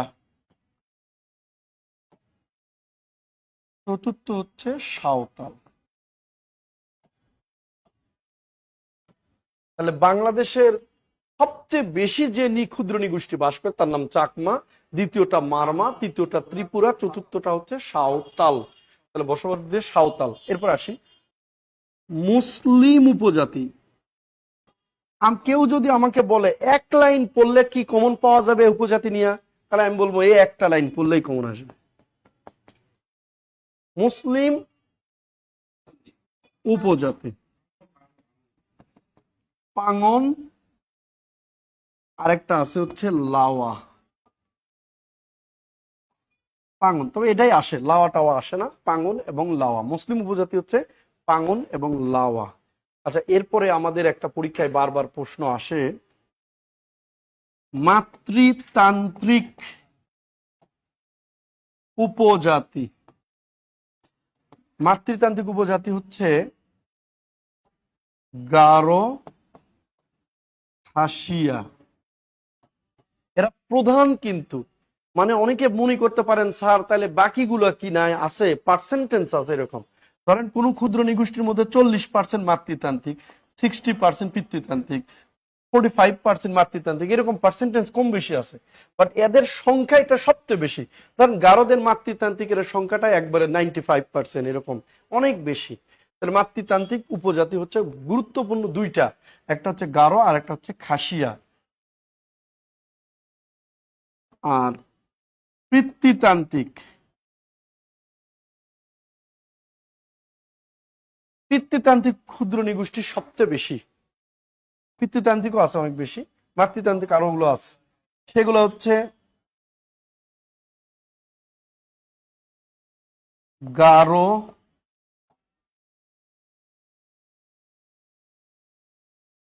না, মারমা,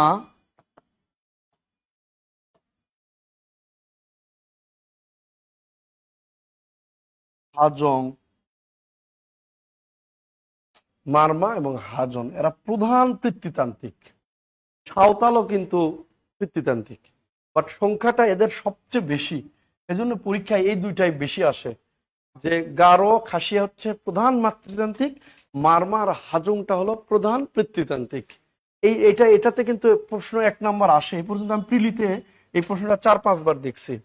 গারোরা কোন মাতৃতান্ত্রিক, আর মারমা কোনগুলো পিতৃতান্ত্রিক, হাজং কোনগুলো পিতৃতান্ত্রিক। হ্যাঁ, খুব কম, কিন্তু এদের এদের মূলত এই জিনিসগুলো আসে। আরেকটা জায়গায় আসে উৎসবটা, পরীক্ষা আসে অবস্থানটা আসে, উৎসব অবস্থান যেগুলো আসে আমরা দিয়ে দিচ্ছি। তাহলে মুসলিম উপজাতি পাঙ্গন এবং লাওয়া। আচ্ছা, মাতৃতান্ত্রিক হচ্ছে গারো খাসিয়া, পিতৃতান্ত্রিক হচ্ছে মারমা হাজং। ক্লিয়ার কিনা? দেখেন বৃহত্তম উপজাতিগুলো আমরা চেষ্টা করেছি আপনাদের।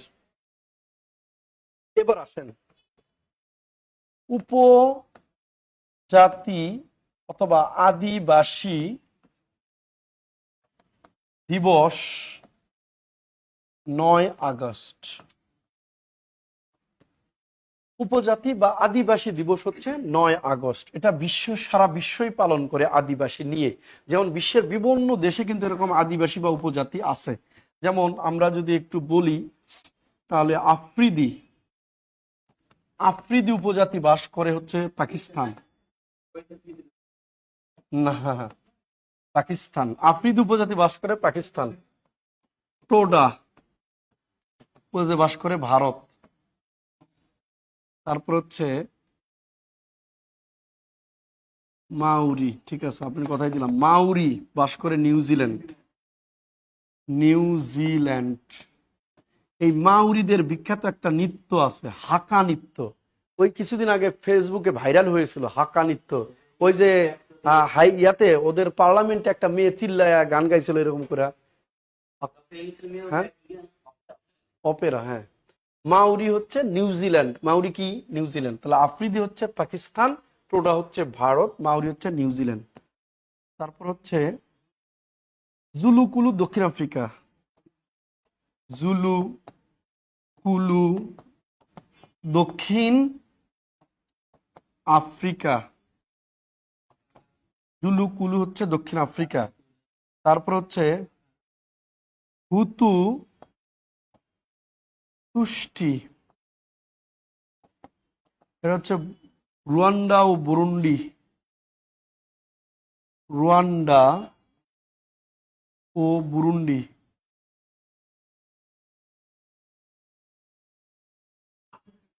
আসে না, আসে তো খুব কম, কারণ স্যারেরাই অনেক সময় জানে না। রুয়ান্ডা হুতু, হুতু তুষ্টি, হুতু ও তয় করে তু, হুতি হলে তো ইয়ামিন।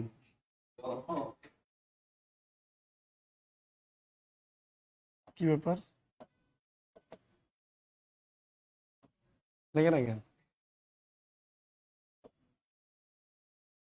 ও, হুতু তুষ্টি, রুয়ান্ডা বুরুন্ডি, তাই না? তারপর হচ্ছে রেড ইন্ডিয়ান। ও, এটা আসে। এটা হচ্ছে পৃথিবীর সবচেয়ে খর্বকার জাতি, পিগমি।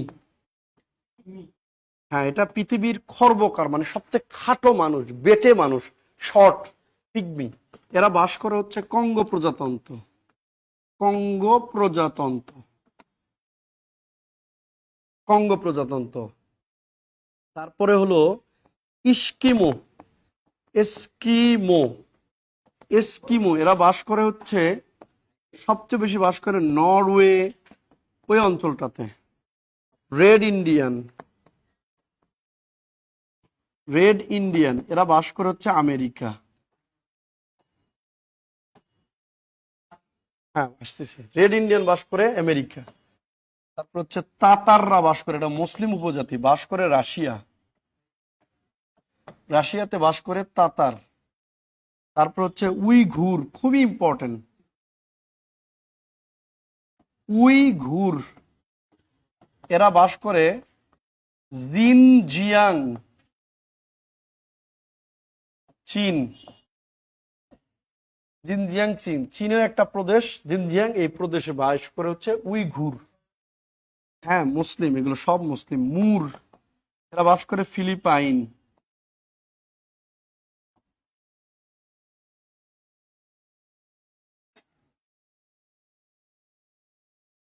বা মরস, মুর না বা মরো লিখতে পারি, মরো। মরো বাস করে ফিলিপাইন। আচ্ছা, মুর না, মরো হচ্ছে বড় মুসলিম উপজাতি বাস করে ফিলিপাইন। আর রোহিঙ্গা তো আমরা জানি, এগুলো সবচেয়ে নির্যাতিত মুসলিম উপজাতি। পৃথিবীর সবচেয়ে নির্যাতিত উপজাতি মুসলিম উপজাতির নাম উইঘুর, যারা চীনের জিনজিয়াং প্রদেশে বাস করে, এই জন্য বারবার পরীক্ষায় আসে। তাতার, এরা হচ্ছে তাতার হচ্ছে এরা ককেশাস, সাইবেরিয়ান অঞ্চল এবং ককেশাস অঞ্চলের বাস করে। সেটা হচ্ছে তাতার মুসলিম উপজাতি রাশিয়াতে, রাশিয়া তথা রাশিয়ার সাইবেরিয়ান এবং ককেশাস অঞ্চলে বাস করে। হ্যাঁ, তাহলে আফ্রিদি পাকিস্তান, টোডা ভারত, মাউরি নিউজিল্যান্ড, জুলুকুলু দক্ষিণ আফ্রিকা, হুতুতুষ্টি রুয়ান্ডা বুরুন্ডি, পিগমি পৃথিবীর সবচেয়ে খর্বকার উপজাতি বাস করে কঙ্গো প্রজাতন্ত্রে, এস্কিমো বাস করে Norway, red Indian America, Tatar Russia, Uyghur Xinjiang চীন, মরো ফিলিপাইন। মরো কোথায়? ফিলিপাইন। মরো হচ্ছে ফিলিপাইন না, মুর আফ্রিকায়, মুর না, মরো।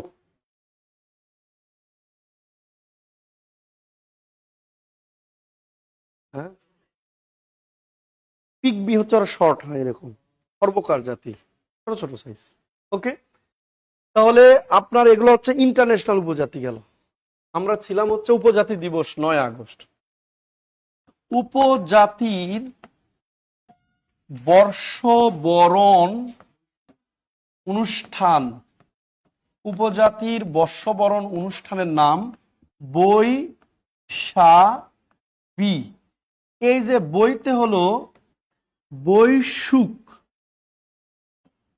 বইতে হচ্ছে বৈশুক, বইতে হলো বৈশুক, বইতে হচ্ছে বৈশুক। এই বৈশুক হলো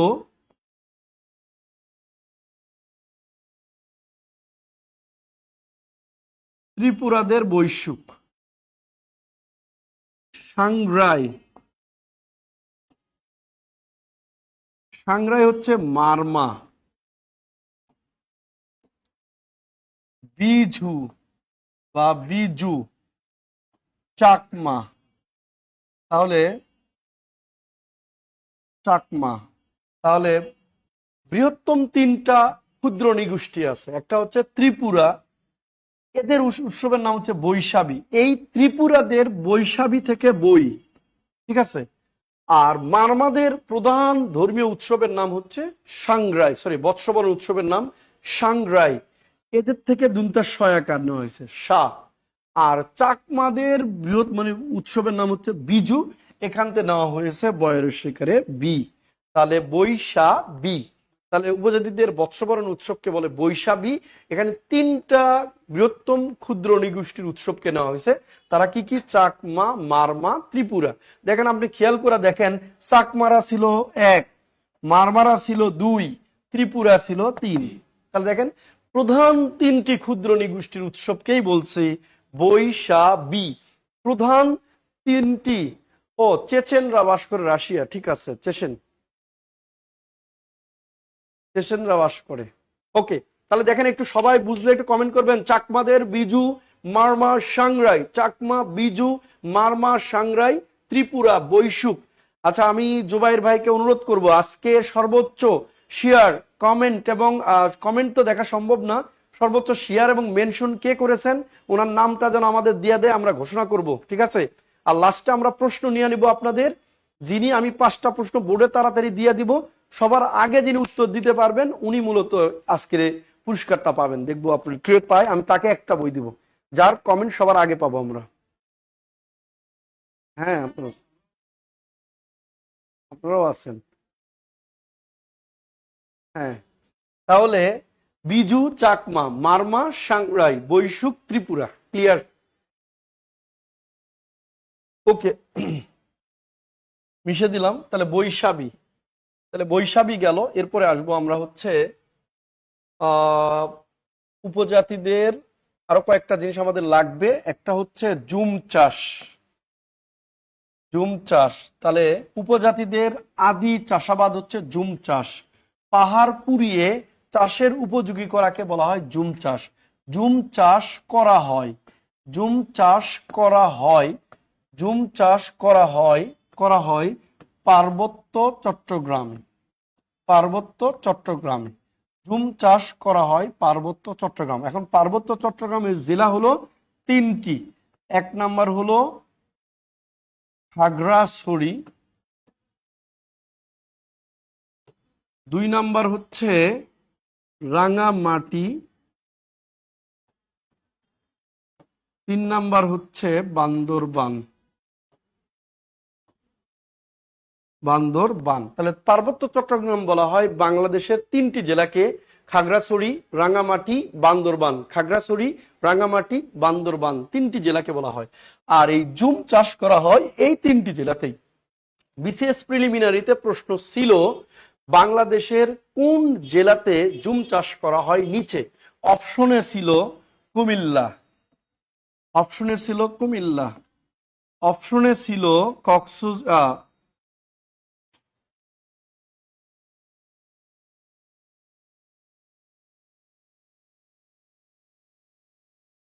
পটুয়াখালী, এরকম অপশনে ছিল খুলনা, অপশনে ছিল 4 ডি, এরকম ছিল 4। অপশনে ছিল হচ্ছে আপনার খাগড়াছড়ি, এরকম খাগড়াছড়ি। তো উত্তর হবে ডেফিনেটলি খাগড়াছড়ি। এভাবে প্রশ্ন আসতে পারে আপনার যে নিচের কোন জেলায় জুম চাষ করা হয়, নিচের কোন জেলায় জুম চাষ করা হয়।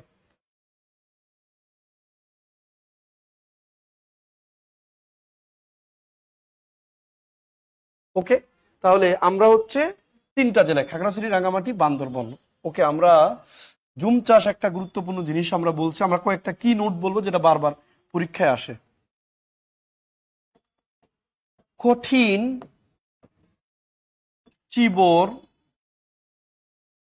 দান, এই উৎসবটা হয় এই পার্বত্য চট্টগ্রামে। কঠিন চিবর দান উৎসব হয় পার্বত্য চট্টগ্রামে।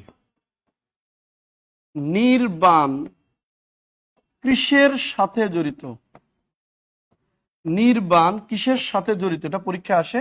এটা হচ্ছে বৌদ্ধ ধর্মের সাথে। উপজাতিদের মধ্যে অনেকগুলো ধর্ম আছে যারা বৌদ্ধ পূর্ণিমা সহ অনেকগুলো উৎসব পালন করে, ওদের সাথে এটা জড়িত নির্বাণ। এই যে বৌদ্ধরা, মূলত বৌদ্ধ ধর্ম, সংসার ত্যাগ করে তারা একাকিত্ব জীবন যাপন করে স্রষ্টাকে পাওয়ার যে চেষ্টা করে প্রকৃতির কাছে গিয়ে, সেটাকে বলে নির্বাণ। এই নির্বাণ কিসের সাথে জড়িত, বৌদ্ধ ধর্মের সাথে। এটাও উপজাতির মধ্যে এই প্রশ্নটা আসে, কিসের সাথে জড়িত, এটা হচ্ছে বৌদ্ধ ধর্মের সাথে। তাহলে জুম চাষ করা হয় পার্বত্য চট্টগ্রামে। কারা বাস করে, এটা ক্ষুদ্র নিগোষ্ঠী বা উপজাতিরা জুম চাষ করে থাকেন। কোন কোন জেলায়, যারা খাগড়াছড়ি, রাঙামাটি, বান্দরবান। কঠিন চিবর দান কি, পার্বত্য চট্টগ্রাম। কঠিন চিবর দান কোথায় উৎসবটা পালন হয়, পার্বত্য চট্টগ্রামে। নির্বাণ কিসের সাথে জড়িত, বৌদ্ধ ধর্মের সাথে জড়িত, বৌদ্ধ ধর্মের সাথে জড়িত। সবাই একটু কমেন্ট করবেন কিসের সাথে জড়িত, বৌদ্ধ ধর্মের সাথে জড়িত। ফারজানা মিমি টাটা, আপনি আমাদের পুরস্কারটা মিস করলেন। আসসালামু আলাইকুম আপনাকে। এরপরেরটা আসবো। ক্ষুদ্র নিগোষ্ঠী নিয়ে কিছু জিনিস বারবার পরীক্ষায় আসে, কিন্তু কাজের সময় মাথায় আসতেছে না। আমরা আগে প্রতিষ্ঠানটা পড়ব। ক্ষুদ্র, এটা লিখি না, এটা লিখি, উপজাতি সাংস্কৃতিক কেন্দ্র বর্তমানে 10টি। উপজাতি সাংস্কৃতিক কেন্দ্র বর্তমানে 10টি। তবে উপজাতি সাংস্কৃতিক একাডেমি, একাডেমির কাজ কি, যেখানে শেখানো হয়, প্রশিক্ষণ দেওয়া হয়, যেখানে একাডেমি, উপজাতি সাংস্কৃতিক একাডেমি একটাই। একাডেমি অবস্থিত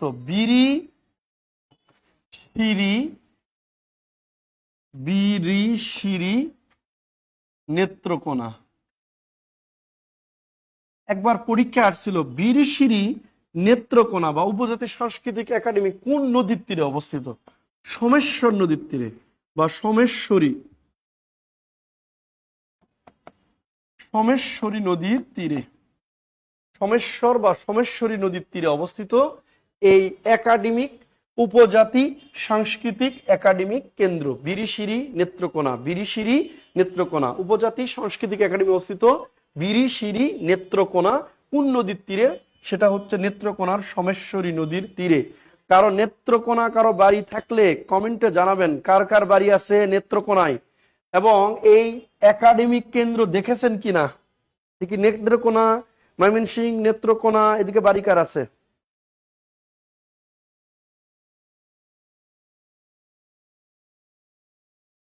এবার আসবেন।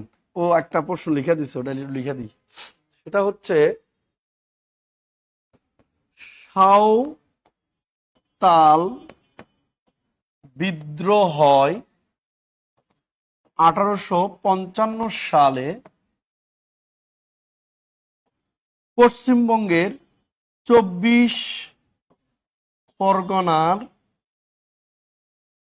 24 পরগনার সাঁওতাল পল্লীতে,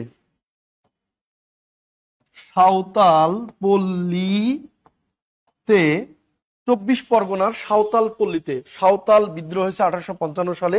সাঁওতাল বিদ্রোহ হয়েছে, নেতা ছিল সিধু ও কানু,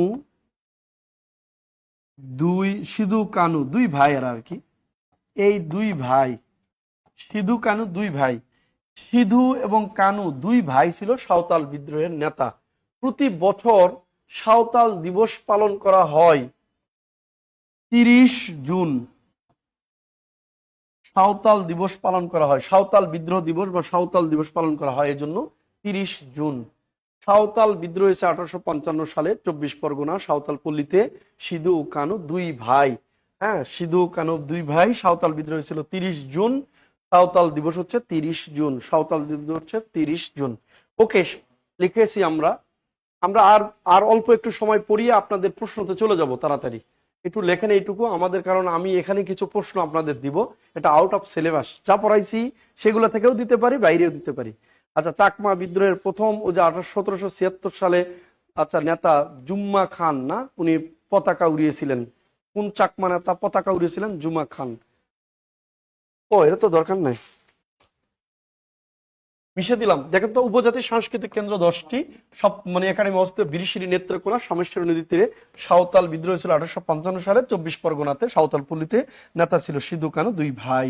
ঠিক আছে, 30 জুন সাঁওতাল দিবস। এবার আমরা পড়াবো হচ্ছে উপজাতির অবস্থান। এক পাশে লিখবো উপজাতি, আর এক পাশে পড়াবো হচ্ছে অবস্থান।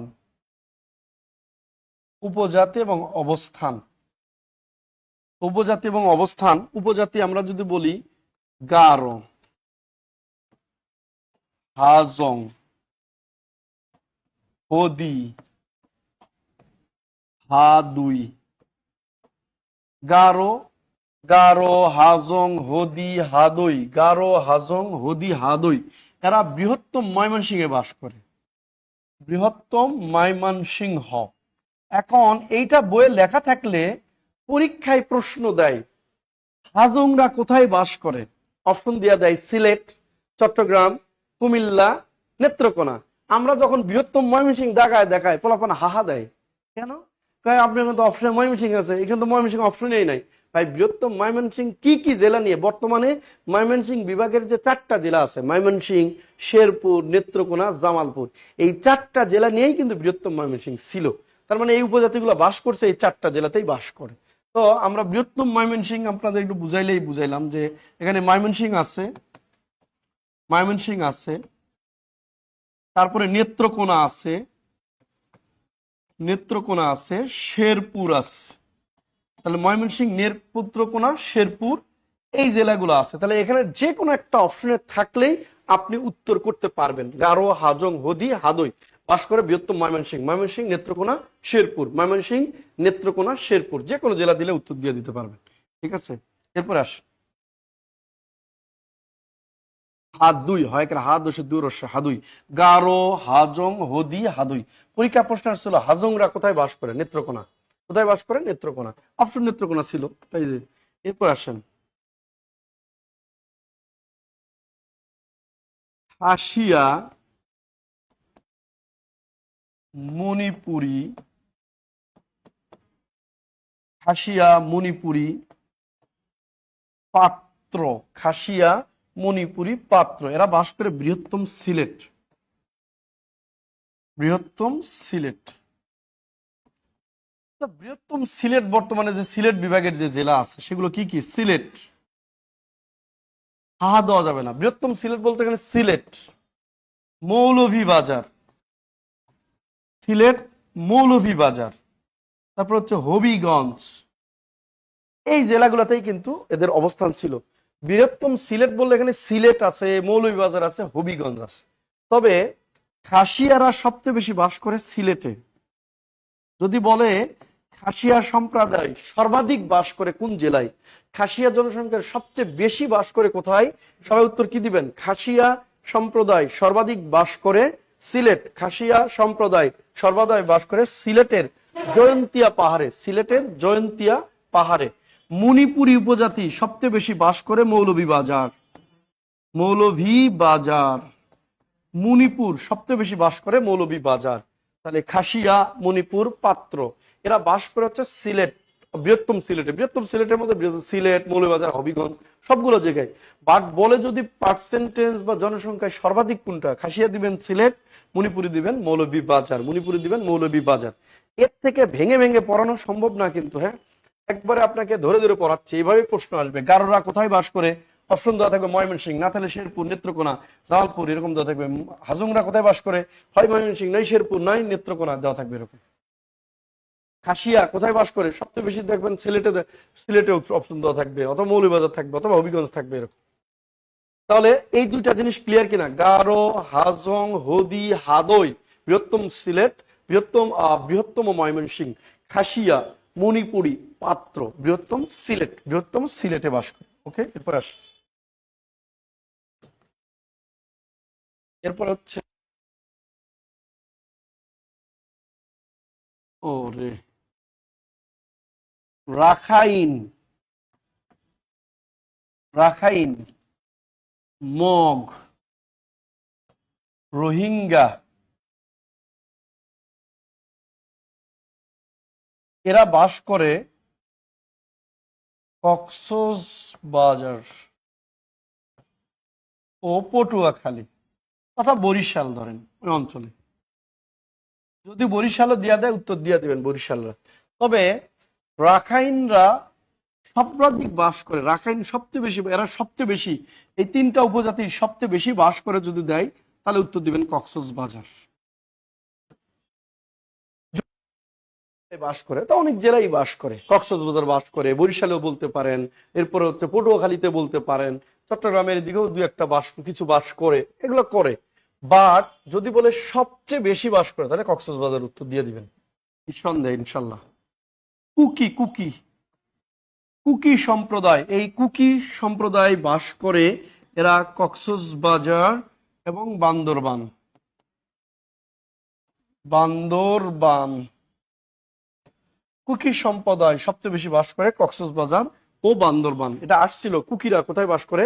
কক্সবাজার। কুকিরা কোথায় বাস করে? কক্সবাজার। ওকে, কুকিরা কোথায় বাস করে? কক্সবাজার। কুকিরা কোথায় বাস করে? কক্সবাজার।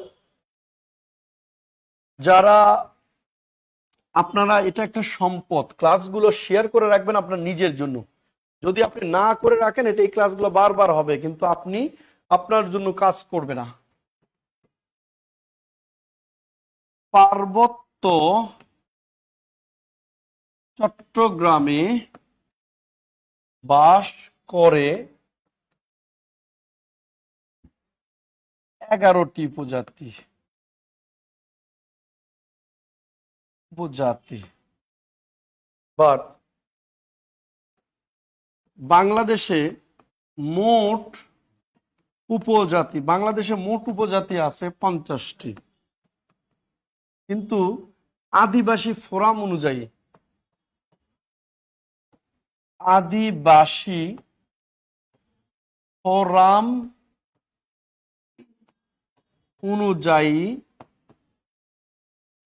ফোরাম অনুযায়ী 45টি। বাংলাদেশে মোট উপজাতি বাস করে 50, বাট আদিবাসী ফোরাম অনুযায়ী বাস করে 45টি। বাংলাদেশের মোট উপজাতি হচ্ছে 50, বাট আদিবাসী ফোরাম অনুযায়ী হচ্ছে 45, মোট উপজাতি 50, আদিবাসী ফোরাম অনুযায়ী 45টি। ঠিক আছে, পার্বত্য চট্টগ্রামে বাস করে 11টি, তবে আদিবাসী ফোরাম অনুযায়ী এটা হচ্ছে 11টি, সরকারি রিপোর্ট অনুযায়ী 13টি। সরকারি রিপোর্ট অনুযায়ী 13টি, আদিবাসী ফোরাম অনুযায়ী 11টি উপজাতি বাস করে। বাট দেশেই মোট বাস করে 50, তার মধ্যে আদিবাসী ফোরাম বলছে ওদের 45, আমরা বলি 50। একবার বিসিএস প্রিলিমিনারিতে আসছিল যে বাংলাদেশে মোট কতটি উপজাতি বাস করে, অপশন ছিল 48, 50, 45 কোনোটাই ছিল না। যদি কখনো 50, 45 না থাকে উত্তর দিবেন 48, 50 আর 45 দুইটার একটা অপশন না থাকলে দিবেন 48, তা উত্তর হবে। হ্যাঁ, 50, 45 না থাকলে দুটারই উত্তর, তখন উত্তর কি দিবেন সবাই কমেন্ট করবেন, তখন উত্তর কি দিবেন, তখন উত্তর দিবেন কি 48।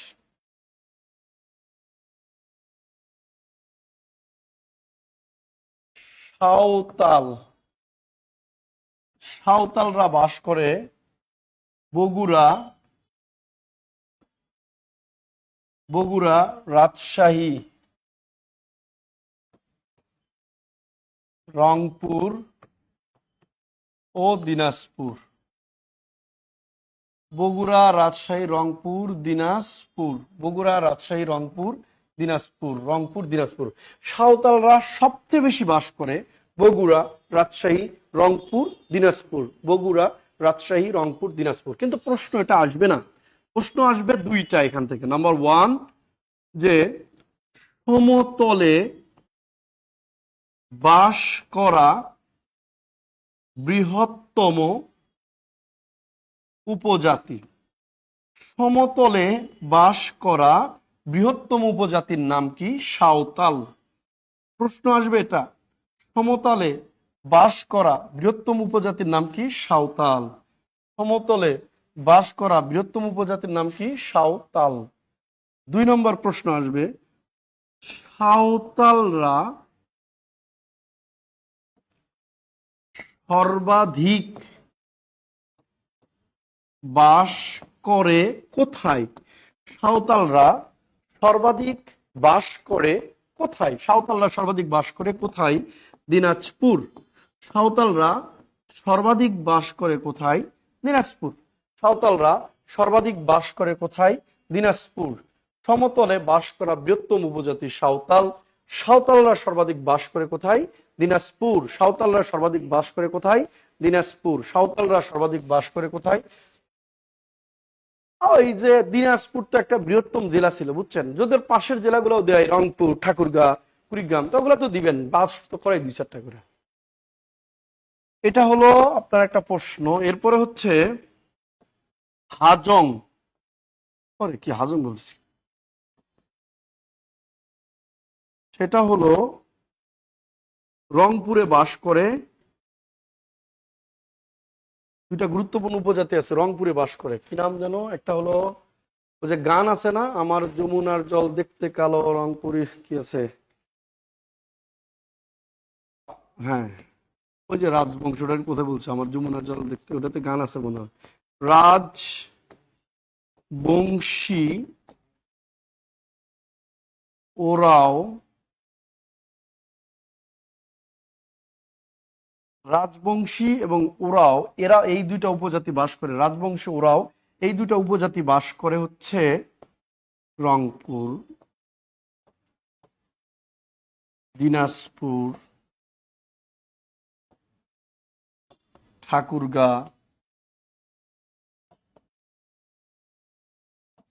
রংপুর, দিনাজপুর, ঠাকুরগাঁও। তবে এটা বারবার পরীক্ষায় ভাবে আসে, রাজবংশী কোথাও অপশন দেওয়া রংপুরে দেখাতে দেওয়া থাকে, ওরা ওরা কোথায় বাস করে, রংপুর দেওয়া থাকে, রাজবংশী ওরাও রংপুর,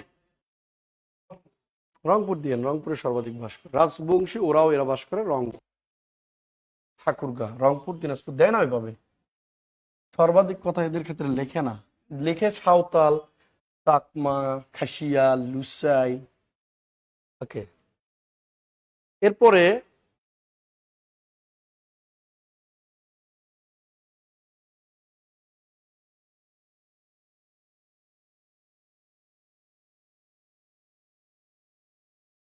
আমি 4টা-5টা উপজাতি একটু লিখে দিব আপনাদের, সেইগুলা একটু দেখা লাগবে, সর্বাধিক বাস করে, এতে পরীক্ষা একটা জিনিস বারবার আসে,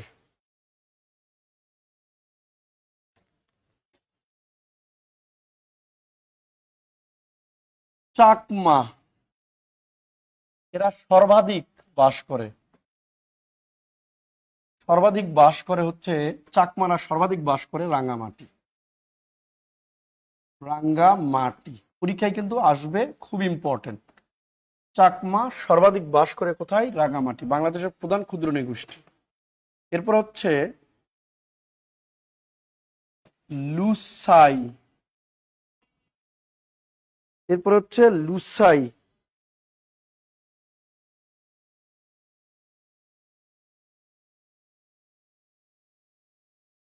না, লুসাই না দিয়া আমরা দিব হলো ত্রিপুরা বা টিপরা লিখতে পারি আমরা। এরা সর্বাধিক বাস করে খাগড়াছড়ি। ত্রিপুরা কিন্তু কুমিল্লাতেও বাস করে। তারপরে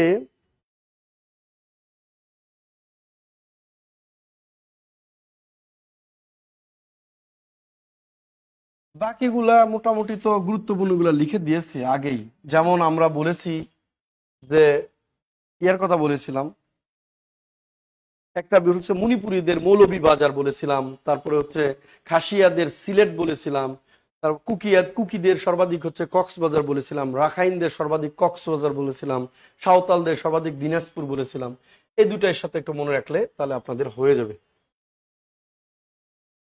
আচ্ছা, বাকি উপজাতিগুলো পার্বত্য চট্টগ্রামে বাস করে। এবার আসেন উপজাতিদের উৎসব। উৎসব,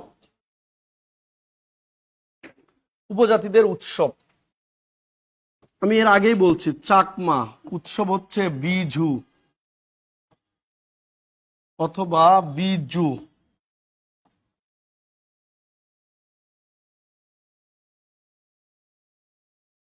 বিজু। মারমা, মারমাদের হচ্ছে সাংগ্রাই অথবা আরেকটা আছে জলকেলি।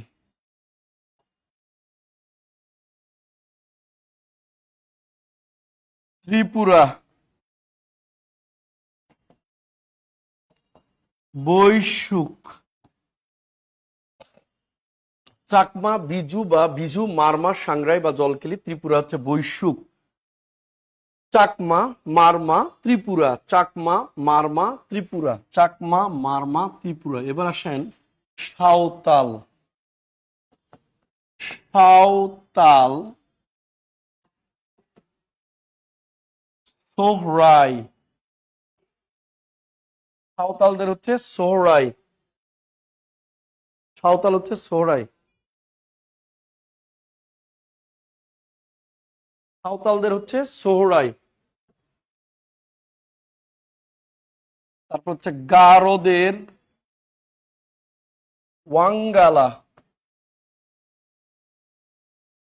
ওয়াঙ্গালা অথবা এটাকে এইভাবে লেখা যায়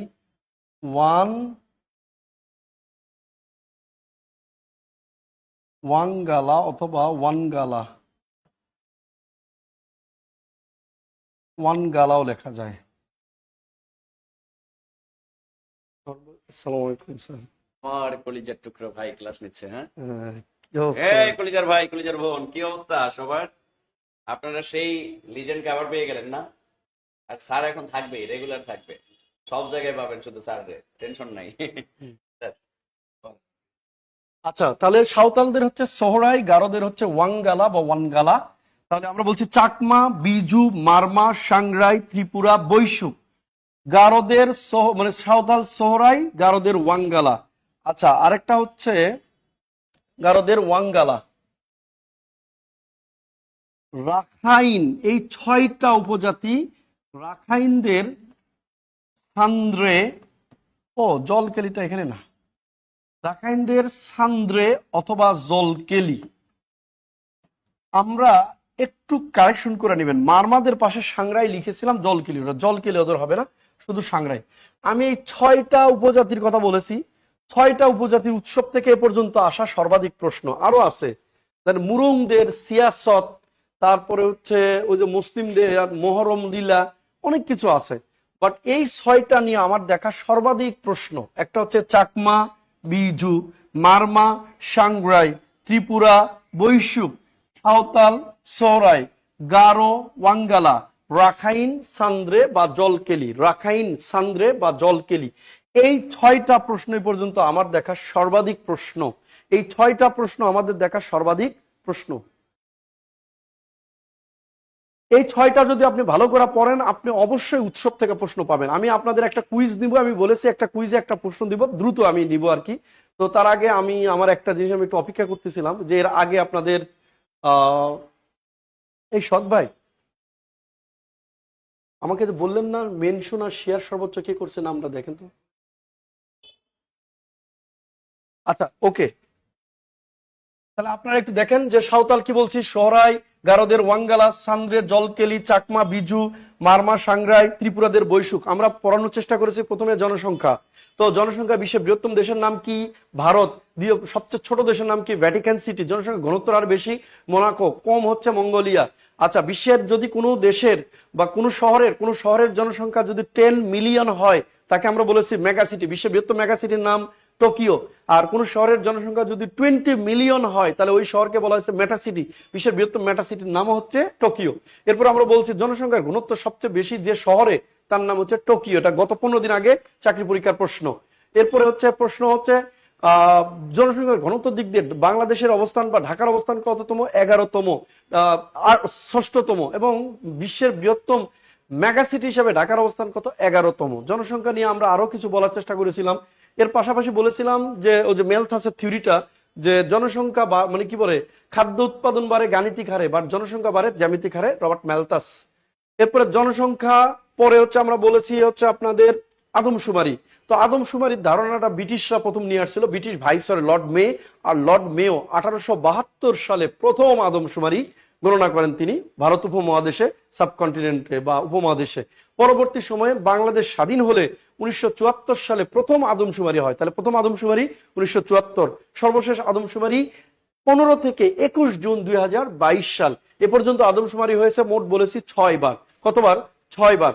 আচ্ছা, প্রথম হয়েছে এগুলো আদমশুমারি হয় কয় বছর পর পর? 10 বছর পর পর। আদমশুমারির ইংরেজি প্রতিশব্দ আমরা বলছি সেন্সাস। আদমশুমারির নাম বর্তমানে কনভার্ট করে নাম করা হয়েছে জনশুমারি ও গৃহ গণনা। জনশুমারি ও গৃহ গণনা। আচ্ছা, জনশুমারি গৃহ গণনার এই যে বর্তমান আমরা সর্বশেষ আমরা বলেছি এ পর্যন্ত 6টা হয়ে গেছে, 10 বছর পর পর হয়। প্রথমটা 74 সালে হলেও পরেরটা 10 বছর পর হয়নি, 1981 সালে হয়েছিল, তারপরে 10 বছর করে হয়েছে। 1981 সালে দ্বিতীয়, 1991 সালে তৃতীয়, 2001 সালে চতুর্থ, 2011 সালে পঞ্চম এবং 2021 সালে হওয়ার কথা ছিল, সেটা 22 সালে হয় করোনা ভাইরাসের কারণে, 2022 ষষ্ঠ। পরবর্তী সপ্তম জনশুমারি গৃহ গণনা হবে 2031 সালে, আমরা এটুকু বলেছিলাম। এরপরে আমরা জনশুমারি অনুযায়ী ক্ষুদ্র নিগোষ্ঠীদের অবস্থান বিষয় পড়াচ্ছিলাম। জনশুমারি অনুযায়ী ক্ষুদ্র নিগোষ্ঠী ছিল 16,50,00,000, যেখানে ক্ষুদ্র নিগোষ্ঠীদের জনসংখ্যা বৃদ্ধির হার ছিল 0.99। জনসংখ্যা ক্ষুদ্র উপজাতি সবচেয়ে বেশি বাস করে কোন বিভাগে? আমরা বলেছিলাম চট্টগ্রাম। সবচেয়ে কম বাস করে কোন বিভাগে? বরিশাল, পাশেরই। উপজাতি নেই বললেই চলে কোন বিভাগে? খুলনা বিভাগে। এরপর আমরা বলছি উপজাতি সবচেয়ে বেশি বাস করে কোন জেলায়? সবচেয়ে বেশি বাস করে রাঙ্গামাটি জেলায়, সবচেয়ে কম বাস করে লালমনিরহাট জেলায়।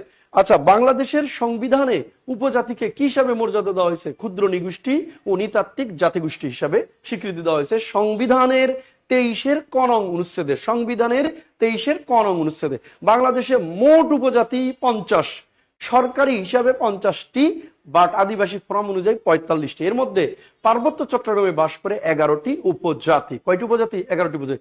আমরা বলেছিলাম বাংলাদেশের বৃহত্তম নিগোষ্ঠীর নাম কি? বাঙালি। বাট বৃহত্তম ক্ষুদ্র নিগোষ্ঠীর নাম চাকমা, দ্বিতীয়টা মারমা, তৃতীয়টা হচ্ছে ত্রিপুরা, চতুর্থটা হচ্ছে সাঁওতাল। এরপর আমরা বলেছিলাম মাতৃতান্ত্রিক 2টা উপজাতি বলেছিলাম, আচ্ছা, গারো এবং খাসিয়া। পিতৃতান্ত্রিক 2টা উপজাতি বলছিলাম, মারমা ও হাজং। এরপর বলছিলাম মুসলিম উপজাতি গুরুত্বপূর্ণ 2টা, একটা হচ্ছে পাঙ্গন ও লাওয়া। আদিবাসী দিবস পালন করা হয় প্রতি বছর 9 আগস্ট। আদিবাসীদের উৎসবকে আমরা বলেছি বৈশাখী। বৈশাখী। এখানে 3টা ধর্ম আছে, 3টা ধর্ম আছে, ত্রিপুরা, মারমা এবং চাকমা। 3টা উপজাতি আমরা লিখে দিয়েছিলাম এগুলো। তারপর আদিবাসীদের অবস্থান আমরা পড়াইছি, উৎসব পড়াইছি সর্বশেষ। আমি লাস্ট আমাদের মামিনুল স্যার আছে, আমি 5টা কোশ্চেন দিব, আমি একটা বই দিব। যারা সবার আগে সঠিক উত্তর লিখতে পারবে এবং প্রথম কমেন্টটা আমরা দেখব, যিনি পারবেন, সঠিক উত্তর যার হবে তিনি এই প্রশ্ন উত্তরটা পাবেন। এই ইভেন্টে কি আমি যোগদান করতে অবশ্যই পারি, স্যার, আপনি শিওর, কেন নয়। যাই হোক, আমরা এখন পুরস্কার পর্বে চলে এসেছি, অর্থাৎ এখন আমরা স্যার 5টা প্রশ্ন করবেন। দেখি আপনারা কে কি পারেন, জয়েন করবেন। যে সবার আগে উত্তর দিবে তাকে আমরা কাউন্টে ধরবো, ঠিক আছে? ঠিক আছে, আর না হলে আমরা যদি এরকম হয় 2 মিনিটের মধ্যে যতগুলো উত্তর হবে আমরা একটা লটারি করে দিয়ে দেবো, বেশি হলে। ঠিক আছে, প্রশ্ন নম্বর 1, আদিবাসী বা উপজাতি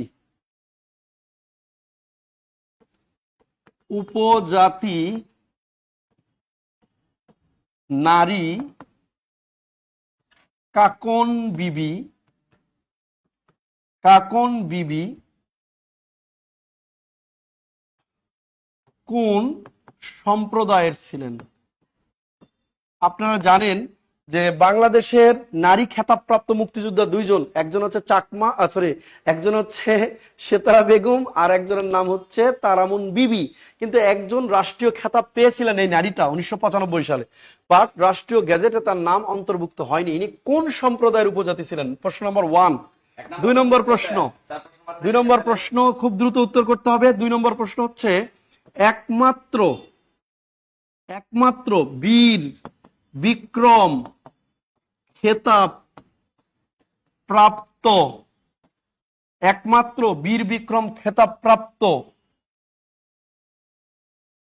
উপজাতি কে ছিলেন? একমাত্র বীর বিক্রম খেতাব লাভকারী কে ছিলেন? একমাত্র বীর বিক্রম খেতাব প্রাপ্ত উপজাতি কে ছিলেন? একমাত্র বীর বিক্রম খেতাব লাভকারী উপজাতি কে ছিলেন? 3 নম্বর প্রশ্ন, উপজাতি নিয়ে কর্ণফুলী উপন্যাস কে লিখেন? উপজাতি, এগুলো সব কিন্তু বিশেষ প্রশ্ন। উপজাতিদের নিয়ে কর্ণফুলী উপন্যাস কে লিখেন? উপন্যাস কে লিখেন? 4টা প্রশ্ন দেন, 5টা না। 4টা দেবো, আরেকটা দেবো না? একটা সহজ প্রশ্ন, একবারে সহজ প্রশ্ন দেই, একবার পানির মতো সহজ একটা প্রশ্ন দিব। এটা গতদিন ইয়াতে দিয়েছি, পারেন কিনা দেখি। নাটক কম করো প্রিয়। ওই দিনকার সেমিনার সেশনে ছিল। হ্যাঁ, এই প্রশ্নটা ছিল। এই নাটক কম করো প্রিয় গ্রাফিতির চিত্রকর কে? ওকে, এই যে আমরা এখন উত্তরে চলে যাই স্যার, আপনি এখান থেকে উত্তর দেখেন। একবারে সবাই 5টা উত্তর এক জায়গায় দেওয়া লাগবে, 1 2 3 4। আচ্ছা, 5টা উত্তর একসাথে দেন, যে সবার আগে দিতে পারবেন সেই কিন্তু হয়ে গেলেন। একসাথে উত্তর দিতে হবে 5টা উত্তর যার রাইট হবে সে কিন্তু আজকের জয়ী। স্যার আপনি সাইটে আসেন, ওনা দেখে। প্রশ্ন নম্বর 1, উপজাতি নারী কাকন বিবি, যিনি মুক্তিযুদ্ধের খেতাব লাভ করলেও রাষ্ট্রীয় গেজেটের নাম ওঠেনি, তিনি এই যে উপজাতি নারী কাকন বিবি কোন সম্প্রদায়ের ছিলেন? উপজাতি নারী কাকন বিবি কোন সম্প্রদায়ের ছিলেন? তিনি কিন্তু একটা সম্প্রদায়, যেহেতু উপজাতি একটা সম্প্রদায় অবশ্যই ছিলেন। একটা করে উত্তর দিলে হবে না, আচ্ছা, একসাথে। 2 নম্বর একসাথে দিতে হবে। 2 নম্বর, একসাথে একমাত্র উত্তর দিতে হবে। বীর বিক্রম খেতাবপ্রাপ্ত উপজাতি ছিলেন কে? উপজাতি ছিলেন কে? একমাত্র বীর বিক্রম খেতাবপ্রাপ্ত উপজাতি ছিলেন কে? উপজাতি ছিলেন কে? 3 নাম্বার প্রশ্ন হচ্ছে, উপজাতিদের নিয়ে কর্ণফুলী উপন্যাস কে লিখেন? উপজাতিদের নিয়ে কর্ণফুলী উপন্যাস কে লিখেন? 4 নাম্বার, নাটক কম করো প্রিয় গ্রাফিতির চিত্রকর কে? একটা একটা করে উত্তর দিলে হবে। এই যে সাবিনা আক্তার মিম, স্যার উত্তর দেখেন ঠিক আছে কিনা। এই যে। এ সবার আগে উত্তর দিছে, 4টার উত্তর দিছে সবার আগে, হয় নাই? ভুলেছে? 3টা হয়েছে, আরেকটা তো লাগবে। তাহলে আরেকটা, নাটক কম করো প্রিয়, তাড়াতাড়ি করেন, তাড়াতাড়ি করলে আপনি কিন্তু পেয়ে যাবেন। ওয়াও ওয়াও, নুসরাতের পর অনেক উত্তর দিছে। এই সেম হাজিবুল্লাহ নাকি জানি একজন উত্তর দিয়েছে, রিফাত জাহান উত্তর দিয়েছে। এই ব্যাককল তারামন, এই যে নীল কাব্য, তারামন বিবি কি উপজাতি নাকি? এ তো আচ্ছা, এক গ্রামে পাশ বাস থেকে একটু করে। দেখে যান, যে 4টার উত্তর রাইট করেছে তাকে আমরা গিফট দিতে পারি। আচ্ছা, এখানে এই যে শ্রাবন্তী মোনালিসা, উনি উত্তর করেছেন একটা, ভুল। শ্রাবন্তী মোনালিসা করেছেন। আমরা আজকে শ্রাবন্তী মোনালিসাকে আমরা বিজয়ী ঘোষণা করতে পারি। ওর 4টা প্রশ্ন উত্তর সঠিক হয়েছে। মাশাআল্লাহ মাশাআল্লাহ, সবার জন্য করতালি হবে। প্রশ্ন নম্বর 1, উপজাতি নারী কাকন বিবি ছিল খাসিয়া সম্প্রদায়ের। তিনি মুক্তিযুদ্ধে 5 নম্বর সেক্টরে যুদ্ধ করেছিলেন। তাকে বলা হতো মুক্তি বেটি নামে তিনি পরিচিত ছিলেন। মুক্তি বেটি নামে পরিচিত ছিলেন। 1995 সালে তাকে স্বীকৃতি দেওয়া হলেও রাষ্ট্রীয় গ্যাজেটের নাম আসেনি তার। না, 96 সালে মনে হয় খেতাব দিলেও রাষ্ট্রীয় গ্যাজেটের নাম আসেনি। উনি খাসিয়া সম্প্রদায়ের ছিলেন, কারণ উনি সিলেট অঞ্চলের ছিলেন। সিলেটের প্রধান উপজাতি বলেছি খাসিয়া, খাসিয়া, খাসিয়া। দেখছেন, প্রশ্ন পড়লেই পারা যায়। খাসিয়া, ওনার বাড়ি ছিল সিলেট।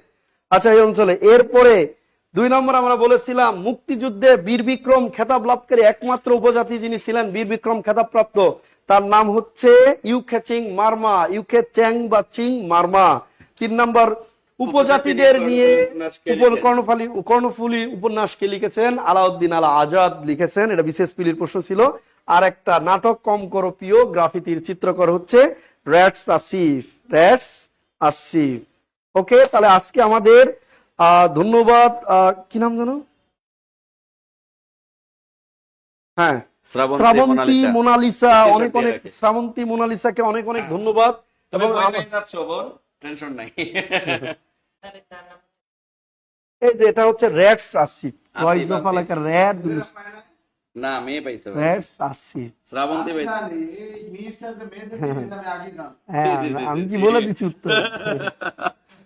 এখন না না, মেয়েরা অনেক বেশি পড়াশোনা করে এখন, বুঝছেন না? নারীতে চলে গেছে নাকি? না, আছে আরেকটা ক্লাস।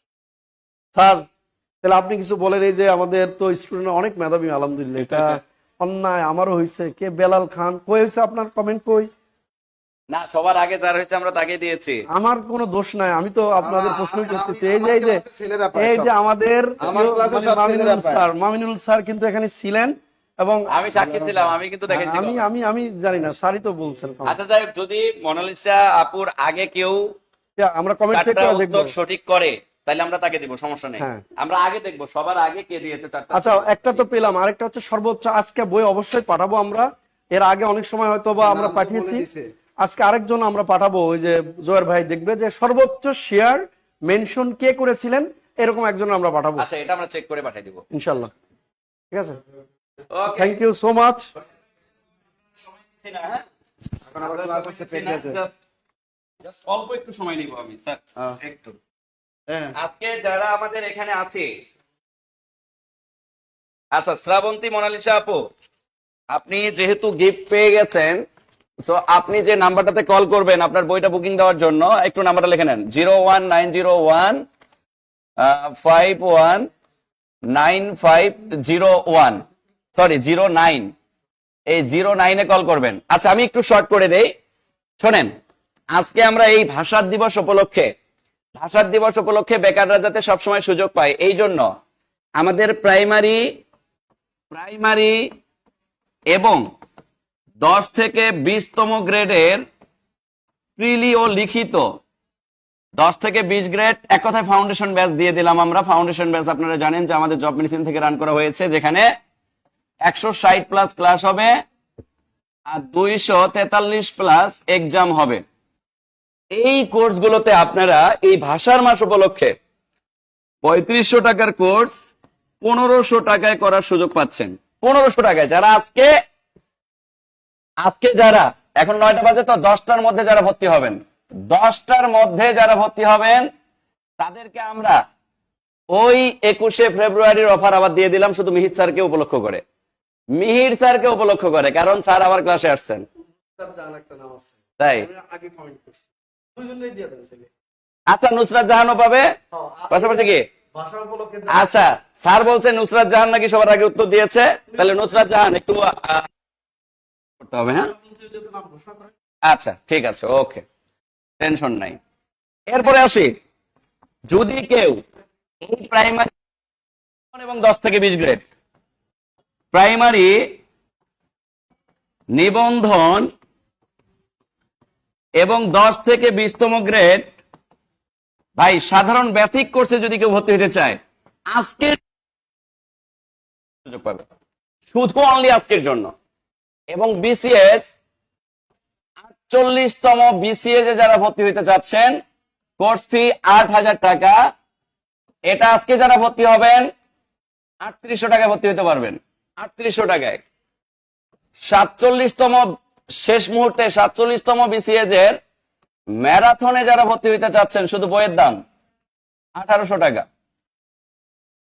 এখন যারা ভর্তি হওয়ার সিদ্ধান্ত নিচ্ছেন, কলিজার ভাই কলিজার বোন, আপনারা এই নাম্বারগুলোতে যোগাযোগ করবেন, 01-901-5195-01। এই 01 এর জায়গায় 02, 03, 04, 05, 06, 07, 08, 09 এগুলো সবই আমাদের অফিসিয়াল নাম্বার, এগুলোতে কল দিলেই হবে। একটা রাস্তা থাকলে একটা দিবেন। আবারও বলতেছি, অফার রাত 10টা পর্যন্ত, এই 1 ঘন্টা অফারটা থাকবে। এই 1 ঘন্টার মধ্যে আপনাকে ভর্তি হতে হবে। কথা বুঝতে পারছি আমার কলিজার ভাই কলিজার বোন? না, আচ্ছা, যাদের বই লাগবে না তাদের ক্ষেত্রে আলাদা, তারা একটু যোগাযোগ করবেন, আমরা সর্বোচ্চ স্যাক্রিফাইস করার চেষ্টা করব। প্রতিটা কোর্সের সাথে আপনি বই ফ্রি পাবেন। অর্থাৎ প্রাইমারি 10 থেকে 20 গ্রেড ফাউন্ডেশনে যদি ভর্তি হন, এখানে আপনি বই ফ্রি পাবেন 1050 টাকা সমমূল্যের। এরপরে প্রাইমারি নিবন্ধন 10 থেকে 20 গ্রেডের সাধারণ বেসিক কোর্সে যদি কেউ ভর্তি হন, সাধারণ বেসিক কোর্স, এই সাধারণ বেসিক কোর্সে আপনারা বই সহ 1200 টাকা ভর্তি হওয়ার সুযোগ পাবেন, অর্থাৎ 1050 টাকার বই পাবেন। তাহলে কোর্স ফি গিয়ে দাঁড়াচ্ছে কত? 150 টাকা। এখানে 1050 টাকার বই পেলে এটার কোর্স ফি দাঁড়াচ্ছে কত? 450 টাকা। এই হচ্ছে জব মেডিসিন। ওই যে জব মেডিসিনকে মানবতার ফেরিওয়ালা বলছেন, ফেরিওয়ালা হিসেবে আছে। তো যাই হোক আমার কলিজার ভাই কলিজার বোন, সামনে রমজান মাস, শয়তানের অসসায় না পড়ে পড়ার টেবিলে বসতে হবে। আমাদের সাথে লেগে থাকেন, ইনশাআল্লাহ সফলতা দেওয়ার মালিক সৃষ্টিকর্তা, কিন্তু পরিশ্রম করলে আপনি সফল হবেন 100%, মিস নাই। বাবা মা চাতক পাখির মতো চেয়ে আছে, তাদের মুখে হাসি পূরণের জন্য আমাকে সফল হতে হবে। আর যে দুইজনকে আমরা বিজয়ী ঘোষণা করছি, দুইজনই 019015195009 কল করলে আপনাদের দুইজনকে বই আমরা পাঠাই দিব ইনশাআল্লাহ। আর যারা সর্বোচ্চ শেয়ারকারীর মধ্যে ছিলেন তারা একজন বই পাবেন, টোটাল 3 জন। সর্বোচ্চ শেয়ারকারীকে আমরা ইনবক্স করব, ইনবক্স থেকে রেসপন্স করে নাম নাম্বার ঠিকানা নিয়ে আমরা বই পাঠাই দিব ইনশাআল্লাহ। ঠিক আছে? 48তম BCS offline course. Offline course হচ্ছে আমাদের বেসিক্যালি 18,000 টাকা। যদি কেউ এখন অফলাইনে ভর্তি হইতে চায়, তাহলে অফারে যান, কমাই দিলাম, 10,000 টাকায় 10,200 টাকায় ভর্তি হওয়ার সুযোগ পাবেন। 10,200 টাকায় অফলাইনে 48তম বিসিএস এর অফলাইনে ভর্তি হওয়ার সুযোগ পাবেন। স্যার আমি 47তম বিসিএস এ ভর্তি হয়েছি, বাট বই যদি না পেয়ে থাকেন তাহলে 09 কল করবেন। এই 09 কল করলে আপনার বই পাঠাই দিবে। 48তম অফলাইন কোর্স ফি বলে দিছি। ওকে, আমি আর সময় নিচ্ছি না, কারণ আমাদের এখন আরেকটা ক্লাস আছে, নাসির স্যারের আমাদের একটা ক্লাস হবে। সবাই ভালো থাকবেন, সুস্থ থাকবেন। ইংলিশ আর গণিতের উপর বেশি বেশি ক্লাস হবে ইনশাআল্লাহ, টেনশন নাই। ওকে, আগামীকালকে থেকেই দেখবেন যে ইংলিশ আর ম্যাথের উপর বেশি বেশি ক্লাস হচ্ছে, টেনশন নাই। যেখানে কঠিন সেখানেই আমরা, টেনশন নাই। ওকে, ঠিক আছে, তাহলে সবাই ভালো থাকবো, সুস্থ থাকবো। সবার সুস্থতা কামনা করে শেষ করতেছি। আল্লাহ হাফেজ।